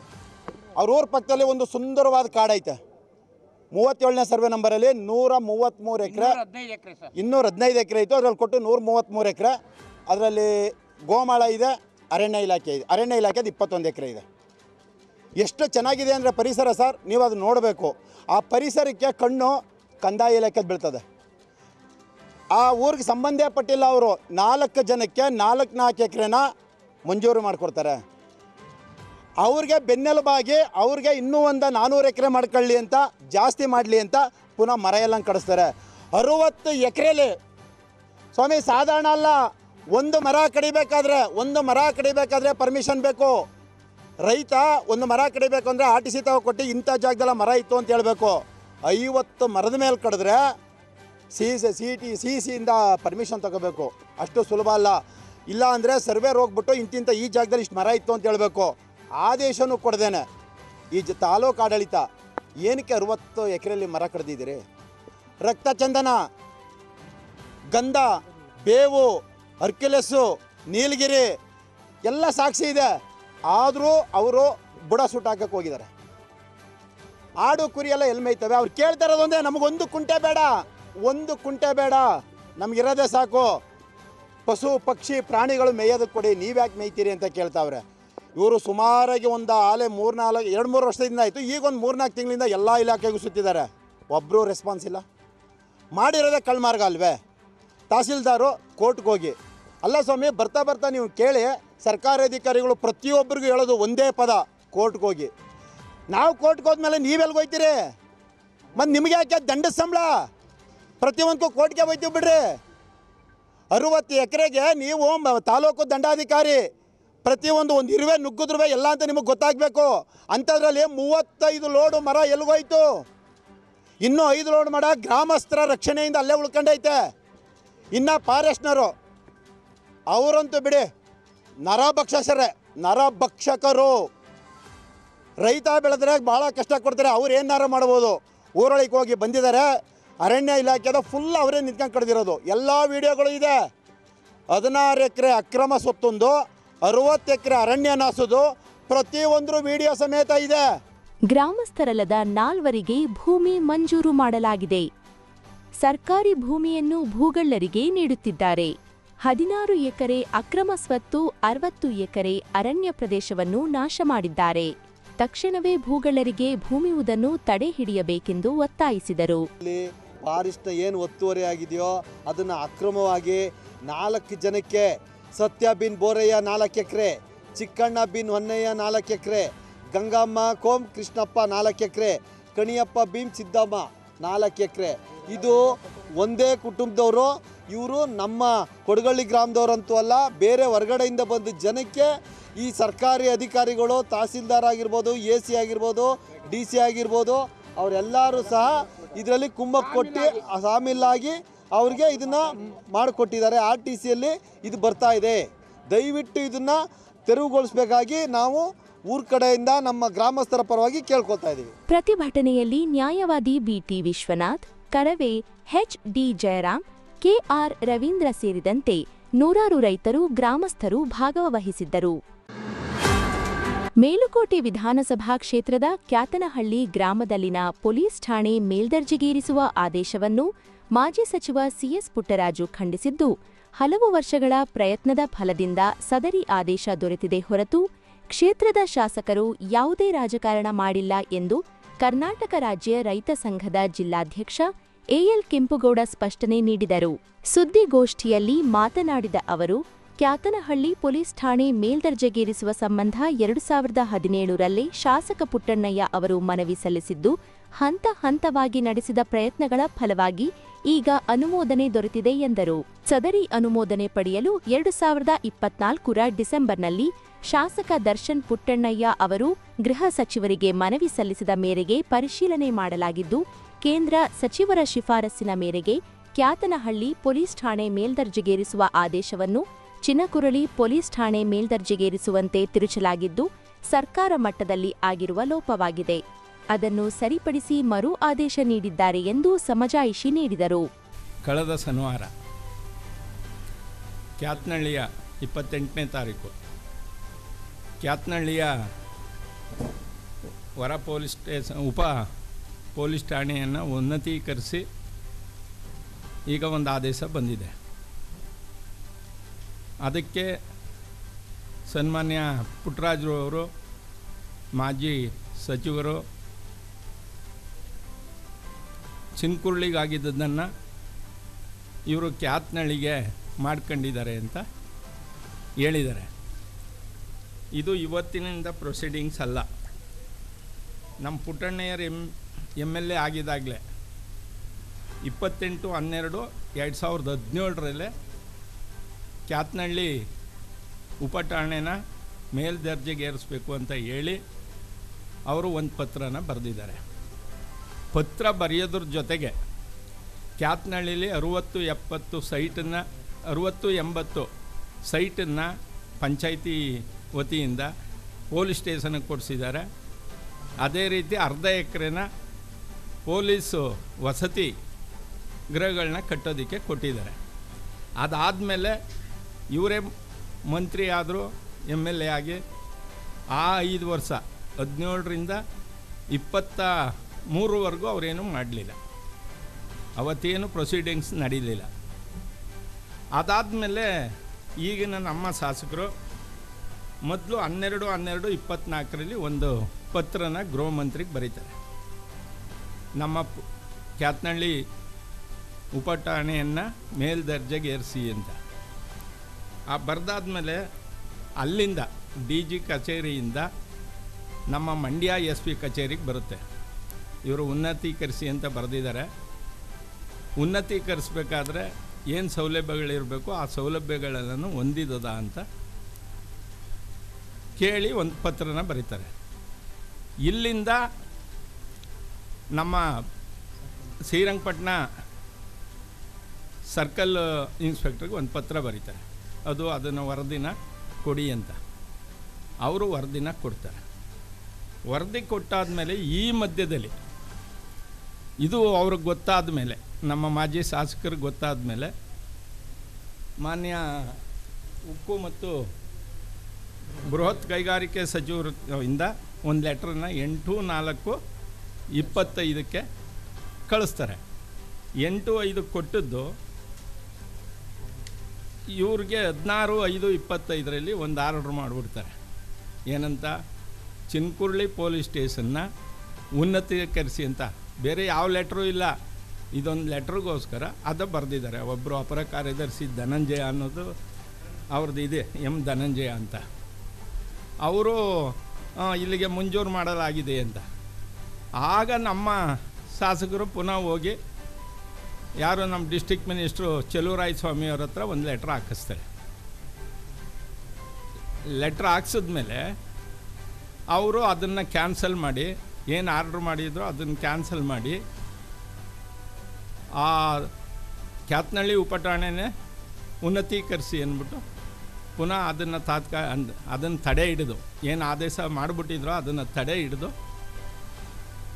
ಇದನ್ನು ಉನ್ನತೀಕರಿಸಿ ಅಂತ ಕೊಟ್ಟು ಒಂದು ಆರ್ಡ್ರ್ ಮಾಡಿದ್ದಾರೆ. ಅದನ್ನು ಹಿಡ್ಕೊಂಡು ಇವರು ಈ ರೀತಿ ಹೇಳ್ತಾ ಇದ್ದಾರೆ. ಗೋಷ್ಠಿಯಲ್ಲಿ ಕೆಟಿ ಗೋವಿಂದೇಗೌಡ, ಕೆಆರ್ ರವೀಂದ್ರ, ವಿಜಯ್ ಕುಮಾರ್, ಮಂಜುನಾಥ್, ಶಂಕರ್, ಆನಂದ್, ರಘು ಇದ್ದರು. ಕೆಆರ್ಎಸ್ ಅಣೆಕಟ್ಟೆ ತುಂಬಿದ ಹಿನ್ನೆಲೆ ಬಾಗೀನ ಅರ್ಪಿಸಿದ ಮುಖ್ಯಮಂತ್ರಿ ಸಿದ್ದರಾಮಯ್ಯ ಅವರು ಜಿಲ್ಲೆಯಲ್ಲಿ ರೈತರ ಬೆಳೆಗಳಿಗೆ ನೀರು ನೀಡುವುದು ಬಿಟ್ಟು ಶಿಲಾನ್ಯಾಸ ನಿರ್ಮಿಸುವಂತೆ ಸೂಚಿಸಿರುವುದು ನಾಚಿಕೆಗೇಡಿನ ಸಂಗತಿ ಎಂದು ಮಾಜಿ ಶಾಸಕ ರವೀಂದ್ರ ಶ್ರೀಕಂಠಯ್ಯ ಕಿಡಿಕಾರಿದರು. ಸುದ್ದಿಗೋಷ್ಠಿಯಲ್ಲಿ ಮಾತನಾಡಿದ ಅವರು, ರೈತರ ಬೆಳೆಗೆ ನೀರು ನೀಡದೆ ಅಣೆಕಟ್ಟೆ ತುಂಬಿಸಿ, ಜೂನ್ ತಿಂಗಳಿನಲ್ಲೇ ಅಣೆಕಟ್ಟೆ ತುಂಬಿದೆ ಎಂದು ಬೀಗುತ್ತಿರುವ ಕಾಂಗ್ರೆಸ್ ಸರ್ಕಾರ ಐತಿಹಾಸಿಕ ನೆನಪೆಂದು ಶಿಲಾನ್ಯಾಸ ನಿರ್ಮಿಸಲು ಮುಂದಾಗುವುದು ಸರಿಯಲ್ಲ. ಬದಲಿಗೆ ನಾಲೆಗಳಿಗೆ ನೀರು ಹರಿಸಿ ರೈತರ ಬೆಳೆ ಕಾಪಾಡಲಿ ಎಂದರು.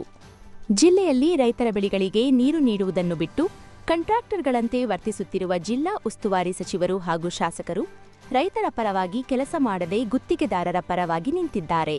ಹಿಂದೆಲ್ಲ ಯಾವುದೇ ಕಾಮಗಾರಿ ನಡೆಯುತ್ತಿದ್ದರೂ ಕಾಮಗಾರಿ ನಿಲ್ಲಿಸಿ ರೈತರ ಬೆಳೆಗೆ ನೀರು ಹರಿಸಲಾಗುತ್ತಿತ್ತು. ಆದರೆ ನೀರು ನಿಲ್ಲಿಸಿ ಗುತ್ತಿಗೆದಾರರಿಗೆ ಅನುಕೂಲ ಮಾಡಿಕೊಡುತ್ತಿದ್ದಾರೆ ಎಂದು ಟೀಕಿಸಿದರು. ಮೊನ್ನೆ ಇದರಲ್ಲಿ KRSನಲ್ಲಿ ಕಾವೇರಿ ತಾಯಿಗೆ ಬಾಗಿನ ಅರ್ಪಿಸಿದಂಥ ಕಾರ್ಯಕ್ರಮನ ನಾನು ಲೈವ್ ನೋಡಿದೆ. ವೇದಿಕೆ ಮೇಲೆ ಮಾನ್ಯ ಮುಖ್ಯಮಂತ್ರಿಗಳು ಆಡಿದ ಮಾತುಗಳನ್ನು ಗಮನಿಸಿದೆ. ಬಾಬು, ನಂದೊಂದು ಇಲ್ಲಿ ಒಂದು ಶಿಲಾನ್ಯಾಸ ಮಾಡಿಸಪ್ಪ, ಜೂನ್ ತಿಂಗಳಲ್ಲಿ 193 ವರ್ಷ ಆಗಿದೆ, ಶಿಲಾನ್ಯಾಸ ಮಾಡಿಸಪ್ಪ ಇಲ್ಲಿ, ಮಹೇಶ್ ಶಿಲಾನ್ಯಾಸ ಮಾಡಿಸಪ್ಪ ಅಂತ ಹೇಳಿದ್ದನ್ನು ನಾನು ಗಮನಿಸಿದೆ. ಅದ್ಯಾಕೋ ಗೊತ್ತಿಲ್ಲ, ನಮ್ಮ ಜಿಲ್ಲೆಯ ರಾಜಕೀಯ ಮುಖಂಡರು ಅಂದರೆ ಹಿಂದೆ ಒಂದು ಭಾಳ ಜವಾಬ್ದಾರಿಯುತವಾಗಿ ನಡ್ಕೊಳ್ತಿದ್ರು.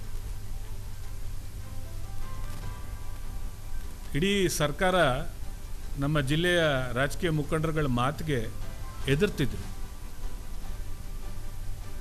ಯಾಕೆಂದರೆ ಅವರು ಜವಾಬ್ದಾರಿಯುತವಾಗಿ ನಡ್ಕೊಂತಾರೆ ಅಂತ. ಬಟ್ ಭಾಳ ದುರದೃಷ್ಟ, ನಮ್ಮ ಜಿಲ್ಲೆ ಜನಪ್ರತಿನಿಧಿಗಳು ಯಾರು ನ್ಯಾಯಕ್ಕಾಗಿ ಮಾತಾಡೋದನ್ನು ನಿಲ್ಲಿಸ್ದಂಗೆ ಕಾಣ್ತಾರೆ. ನೀರು ಕಟ್ಟೆಲಿದ್ರೂ ಕೂಡ 90-95 ಅಡಿ ನೀರಿದ್ರೂ ಕೂಡ ಕುಡಿಯೋ ನೀರು ಜಾನುವಾರುಗಳಿಗಾಗಲಿ ಅಥವಾ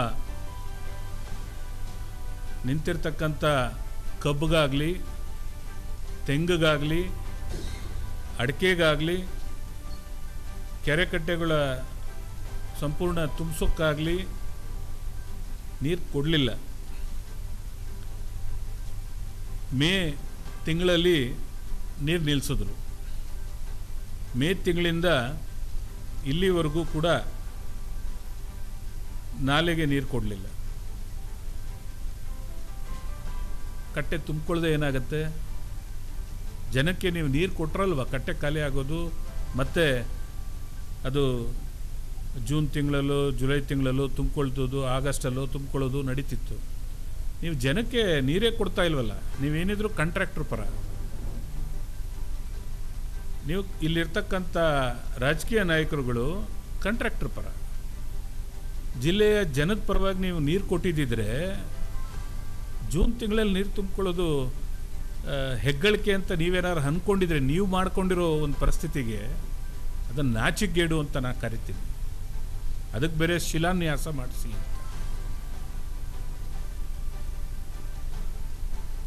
ಸಿದ್ದರಾಮಯ್ಯನವರಂಥ ಪ್ರಬುದ್ಧ ರಾಜಕಾರಣಿ, ವಿಚಾರವಂತರು, ಯೋಗ್ಯರು ಯಾರ ಮಾರ್ಗದರ್ಶನದಲ್ಲಿ ಈ ಥರದ ಎಡವಟ್ಟು ಮಾಡಿದ್ರು ಅಂತ ನನಗೆ ಅರ್ಥ ಆಗ್ತಾ ಇಲ್ಲ. ಕಟ್ಟೆಯಲ್ಲಿ ನೀರು ತುಂಬಿದ್ದಕ್ಕೆ ಶಿಲಾನ್ಯಾಸ ಮಾಡಿಸಿ ಒಂದು ಇದನ್ನೇ ಸ್ಥಾಪಿಸ್ಬಿಡಪ್ಪ ಅಂತ ಬಾಬು ಶಿಲಾನ್ಯಾಸ ಮಾಡಿಸು ಅಂತ ಪದ ಬಳಸ. ಜಿಲ್ಲೆ ಜನಕ್ಕೆ ನೀರು ಕೊಡಲಿಲ್ಲ. ಕಬ್ಬು ಭತ್ತ ಒಡಗಡಿತಿತ್ತು ಕೆಲವ್ರಿಗೆ, ಎಲ್ಲರದು ಏನು ಭತ್ತ ಆಗ್ಬಿಟ್ಟಿಲ್ಲ, ಒಡಗಡಿತಿತ್ತು, ನೀರಿತ್ತು. ಒಂದು ಕಟ್ಟು ನೀರು ಕೊಟ್ಟಿದ್ರೆ ಭತ್ತ ಆಗಿರೋದು. ಇವತ್ತು ನೀವು ನಮ್ಮ ಸಂಬಂಧಪಟ್ಟ ಅಧಿಕಾರಿಗಳ ಹತ್ರ ಮಾಹಿತಿ ತಗೊಳ್ಳಿ, ಕಂಪ್ಲೀಟ್ ಇಳುವರಿ ಡೌನ್ ಆಯಿತು. ರೈತರ ಭತ್ತ ಇಳುವರಿ ಸಂಪೂರ್ಣ ಕುಂಠಿತವಾಯಿತು. ನೀವು ಇದನ್ನು ಮಾಹಿತಿ ತಗೊಳ್ಳಿ. ಗೋಷ್ಠಿಯಲ್ಲಿ ಜೆಡಿಎಸ್ ಮುಖಂಡ ಲೋಕೇಶ್ ಇದ್ದರು. ಮೈಶುಗರ್ ಪ್ರೌಢಶಾಲೆಯನ್ನು ನಿರ್ವಹಿಸಲು ಮೈಶುಗರ್ ಕಂಪನಿ ಅಧ್ಯಕ್ಷರಿಗೆ ಅಸಾಧ್ಯವಾದರೆ ಮೈಶುಗರ್ ಶಾಲೆಯ ಆಸ್ತಿಗಳ ಪರಭಾರೆ ಮಾಡುವುದನ್ನು ನಿಲ್ಲಿಸಿ ಶಾಲೆಯ ಹಿರಿಯ ವಿದ್ಯಾರ್ಥಿಗಳ ಸಂಘಕ್ಕೆ ಒಪ್ಪಿಸುವಂತೆ ಜಿಲ್ಲಾ ಸಹಕಾರ ಬ್ಯಾಂಕ್ ಮಾಜಿ ಅಧ್ಯಕ್ಷ ಹಾಗೂ ಮೈಶುಗರ್ ರೈತರ ಕ್ಷೇಮಾಭಿವೃದ್ಧಿ ಟ್ರಸ್ಟ್ನ ಮಾಜಿ ಟ್ರಸ್ಟಿ ಸಿದ್ದರಾಮೇಗೌಡ ಒತ್ತಾಯಿಸಿದರು. ಸುದ್ದಿಗೋಷ್ಠಿಯಲ್ಲಿ ಮಾತನಾಡಿದ ಅವರು, ಮೈಶುಗರ್ ಪ್ರೌಢಶಾಲೆ ಹಾಗೂ ರೈತರ ಸಮುದಾಯ ಭವನಗಳನ್ನು ಗುತ್ತಿಗೆ ನೀಡಿ ನಡೆಸುವ ಅವಶ್ಯಕತೆ ಇಲ್ಲವಾಗಿದ್ದು, ಸದರಿ ನಿರ್ಧಾರದಿಂದ ಹಿಂದೆ ಸರಿಯುವಂತೆ ತಾಕೀತು ಮಾಡಿದರು. ಮೈಶುಗರ್ ಕಾರ್ಖಾನೆಯ ಆಸ್ತಿಯನ್ನು ಕಾಂಗ್ರೆಸ್ ಪಕ್ಷದ ಆಡಳಿತದಲ್ಲಿ ಹರಾಜು ಹಾಕಿದ್ದು, ಅದರ ಹಣ ಇನ್ನೂ ಬಂದಿಲ್ಲ. ಇನ್ನು ಶಾಲೆಯಲ್ಲಿ 92 ವಿದ್ಯಾರ್ಥಿಗಳಿದ್ದು ಶಾಲೆಯ ಸುಸ್ಥಿತಿಯಲ್ಲಿದೆ. ಸಮುದಾಯ ಭವನದಿಂದ ವಾರ್ಷಿಕ 10 ಲಕ್ಷ ಆದಾಯ ಪಡೆಯಬಹುದಾಗಿದ್ದು, ಅವುಗಳ ದುರಸ್ತಿ ಮಾಡುವ ಅವಶ್ಯಕತೆಯಿದೆ. ಇವನ್ನೆಲ್ಲ ನಿಭಾಯಿಸದೆ ಗುತ್ತಿಗೆ ನೀಡುವುದು ಹಲವು ಅನುಮಾನಗಳನ್ನು ಮೂಡಿಸಿದ್ದು, ಕೇಂದ್ರ ಸಚಿವರು ಹಗಲು ದರೋಡೆ ಮಾಡುತ್ತಿದ್ದಾರೆ ಎನ್ನುವುದರಲ್ಲಿ ತಪ್ಪಿಲ್ಲ ಎಂದು ಹೇಳಿದರು. ಮೈಸೂರು ಸಕ್ಕರೆ ಕಾರ್ಖಾನೆಯ ಕ್ಷೇಮದ ಟ್ರಸ್ಟ್ನಲ್ಲಿರ್ತಕ್ಕಂಥ ಏನು ಸಮುದಾಯ ಭವನಗಳು, ರೈತ ಸಮುದಾಯ ಭವನಗಳು ಮತ್ತು ಅನುದಾನ ಪಡಿತಾ ಇರ್ತಕ್ಕಂಥ ಮೈಶುಗರ್ ಪ್ರೌಢಶಾಲೆ, ಈ ವಿಚಾರವಾಗಿ ಪ್ರೌಢಶಾಲೆ ಇವತ್ತು ಹಾಜರಾತಿ ಕಡಿಮೆ ಆಗಿದೆ, ವಿದ್ಯಾರ್ಥಿಗಳು ಕಡಿಮೆ. ಆದ್ದರಿಂದ ಈ ವಿಚಾರದಲ್ಲಿ ನಾನು ಚಿಂತನೆ ಮಾಡಿದೆ. ಮಂಡ್ಯದಲ್ಲಿರ್ತಕ್ಕಂಥ ಶಿಕ್ಷಣ ತಜ್ಞರನ್ನು ಒಳಗೊಂಡಂತೆ ಚರ್ಚೆ ಆಗಿ ಈಗ ವಿದ್ಯಾರ್ಥಿಗಳ ಕೊರತೆ ಇದೆ. 13 ಎಕರೆ ವಿಸ್ತೀರ್ಣ ಇರತಕ್ಕಂಥ ಒಂದು ಸಂಸ್ಥೆ ಅದು. ಅದರ ಬಿಲ್ಡಿಂಗು ಇವತ್ತು ಒಂದು ಯೂನಿವರ್ಸಿಟಿ ಮಾಡ್ಬೋದು. ಹಿಂದೆ ನಾನು PC ಕಾಲೇಜು ಮಾಡಿದೆ. ಮಾಜಿ MLA ಅಂತ ಶ್ರೀನಿವಾಸ್ ಅವರು ತಮ್ಮ ಯಾವುದೋ ಒಂದು ಸಾಹಿತ್ಯ ಶಕ್ತಿಯಿಂದ ಸೈನ್ಸು ಮತ್ತು ಆರ್ಟ್ಸ್ ಕಾಲೇಜನ್ನು ತೆರವುಗೊಳಿಸಿಬಿಟ್ರು. ನಂತರ ಕಾಲೇಜ್ ನಡೀತಾ ಇತ್ತು, ಹೈಸ್ಕೂಲ್ ನಡೀತಾ ಇದೆ. ಹಳೆ ವಿದ್ಯಾರ್ಥಿಗಳು ಕೂಡ ಮೊನ್ನೆ ಒಂದು ಸಭೆ ಮಾಡಿ ಅದರ ಬಗ್ಗೆ ಕಾಲೇಜಿನಲ್ಲಿ ಓದಿರ್ತಕ್ಕಂಥ ಹಳೆ ವಿದ್ಯಾರ್ಥಿಗಳು ಅವರು ಹಣಕಾಸನ್ನು ತೊಡಗಿಸಿ ಒಂದು ಸುಮಾರು 60 ಲಕ್ಷ ಹಣನ ಅದನ್ನು ಏನು ಪ್ರೌಢಶಾಲೆ ಇದೆ ಅದನ್ನು ಅವರು ವ್ಯವಸ್ಥಿತವಾಗಿ ಅಚ್ಚುಕಟ್ಟಾಗಿ ನಿರ್ವಹಣೆ ಮಾಡಿ ಇದ್ದಾರೆ. ಮತ್ತು ಇನ್ನೊಂದು ಸ್ನೇಹಿತರು ಅವರು 80 ಲಕ್ಷ ಖರ್ಚು ಮಾಡಿದ್ದಾರೆ. ಕೇಂದ್ರ ವಿದ್ಯಾಲಯದವರು ಕೂಡ 15 ಲಕ್ಷ DC ಅವರು ಖರ್ಚು ಮಾಡಿ ಕಟ್ಟಡದ ಸುಭದ್ರತೆಯನ್ನು ಕಾಪಾಡಿದ್ದಾರೆ. ಅಂಥ ಒಂದು ಕಟ್ಟಡದಲ್ಲಿರ್ತಕ್ಕಂಥ ವಿದ್ಯಾರ್ಥಿಗಳಲ್ಲಿ ಕೊರತೆ ಇದೆ. ಅದರಿಂದ ಏನು ನಮ್ಮ ಶಿಕ್ಷಣ ತಜ್ಞರು ಇದ್ದಾರೆ ಮಂಡ್ಯದಲ್ಲಿ, ಯಾರು 4 ಜನ ಹೆಸರು ಹೇಳಿದ್ದಾರೆ, ಅವರ ಅನುಮತಿ ಮೇಲೆ ನಾವು ಇಲ್ಲಿ ಶಾಲೆ ನಡೆಸೋಕ್ಕಾಗಲ್ಲ. BO ರಿಪೋರ್ಟ್ ಹಾಕಿದ್ದಾರೆ. ವಿದ್ಯಾರ್ಥಿಗಳು ಕೊರತೆ ಇರೋದ್ರಿಂದ ಇದನ್ನು ಮುಚ್ಚಿಬಿಡಿ ಅಂತ ಪ್ರಶ್ನೆ ಬಂತು.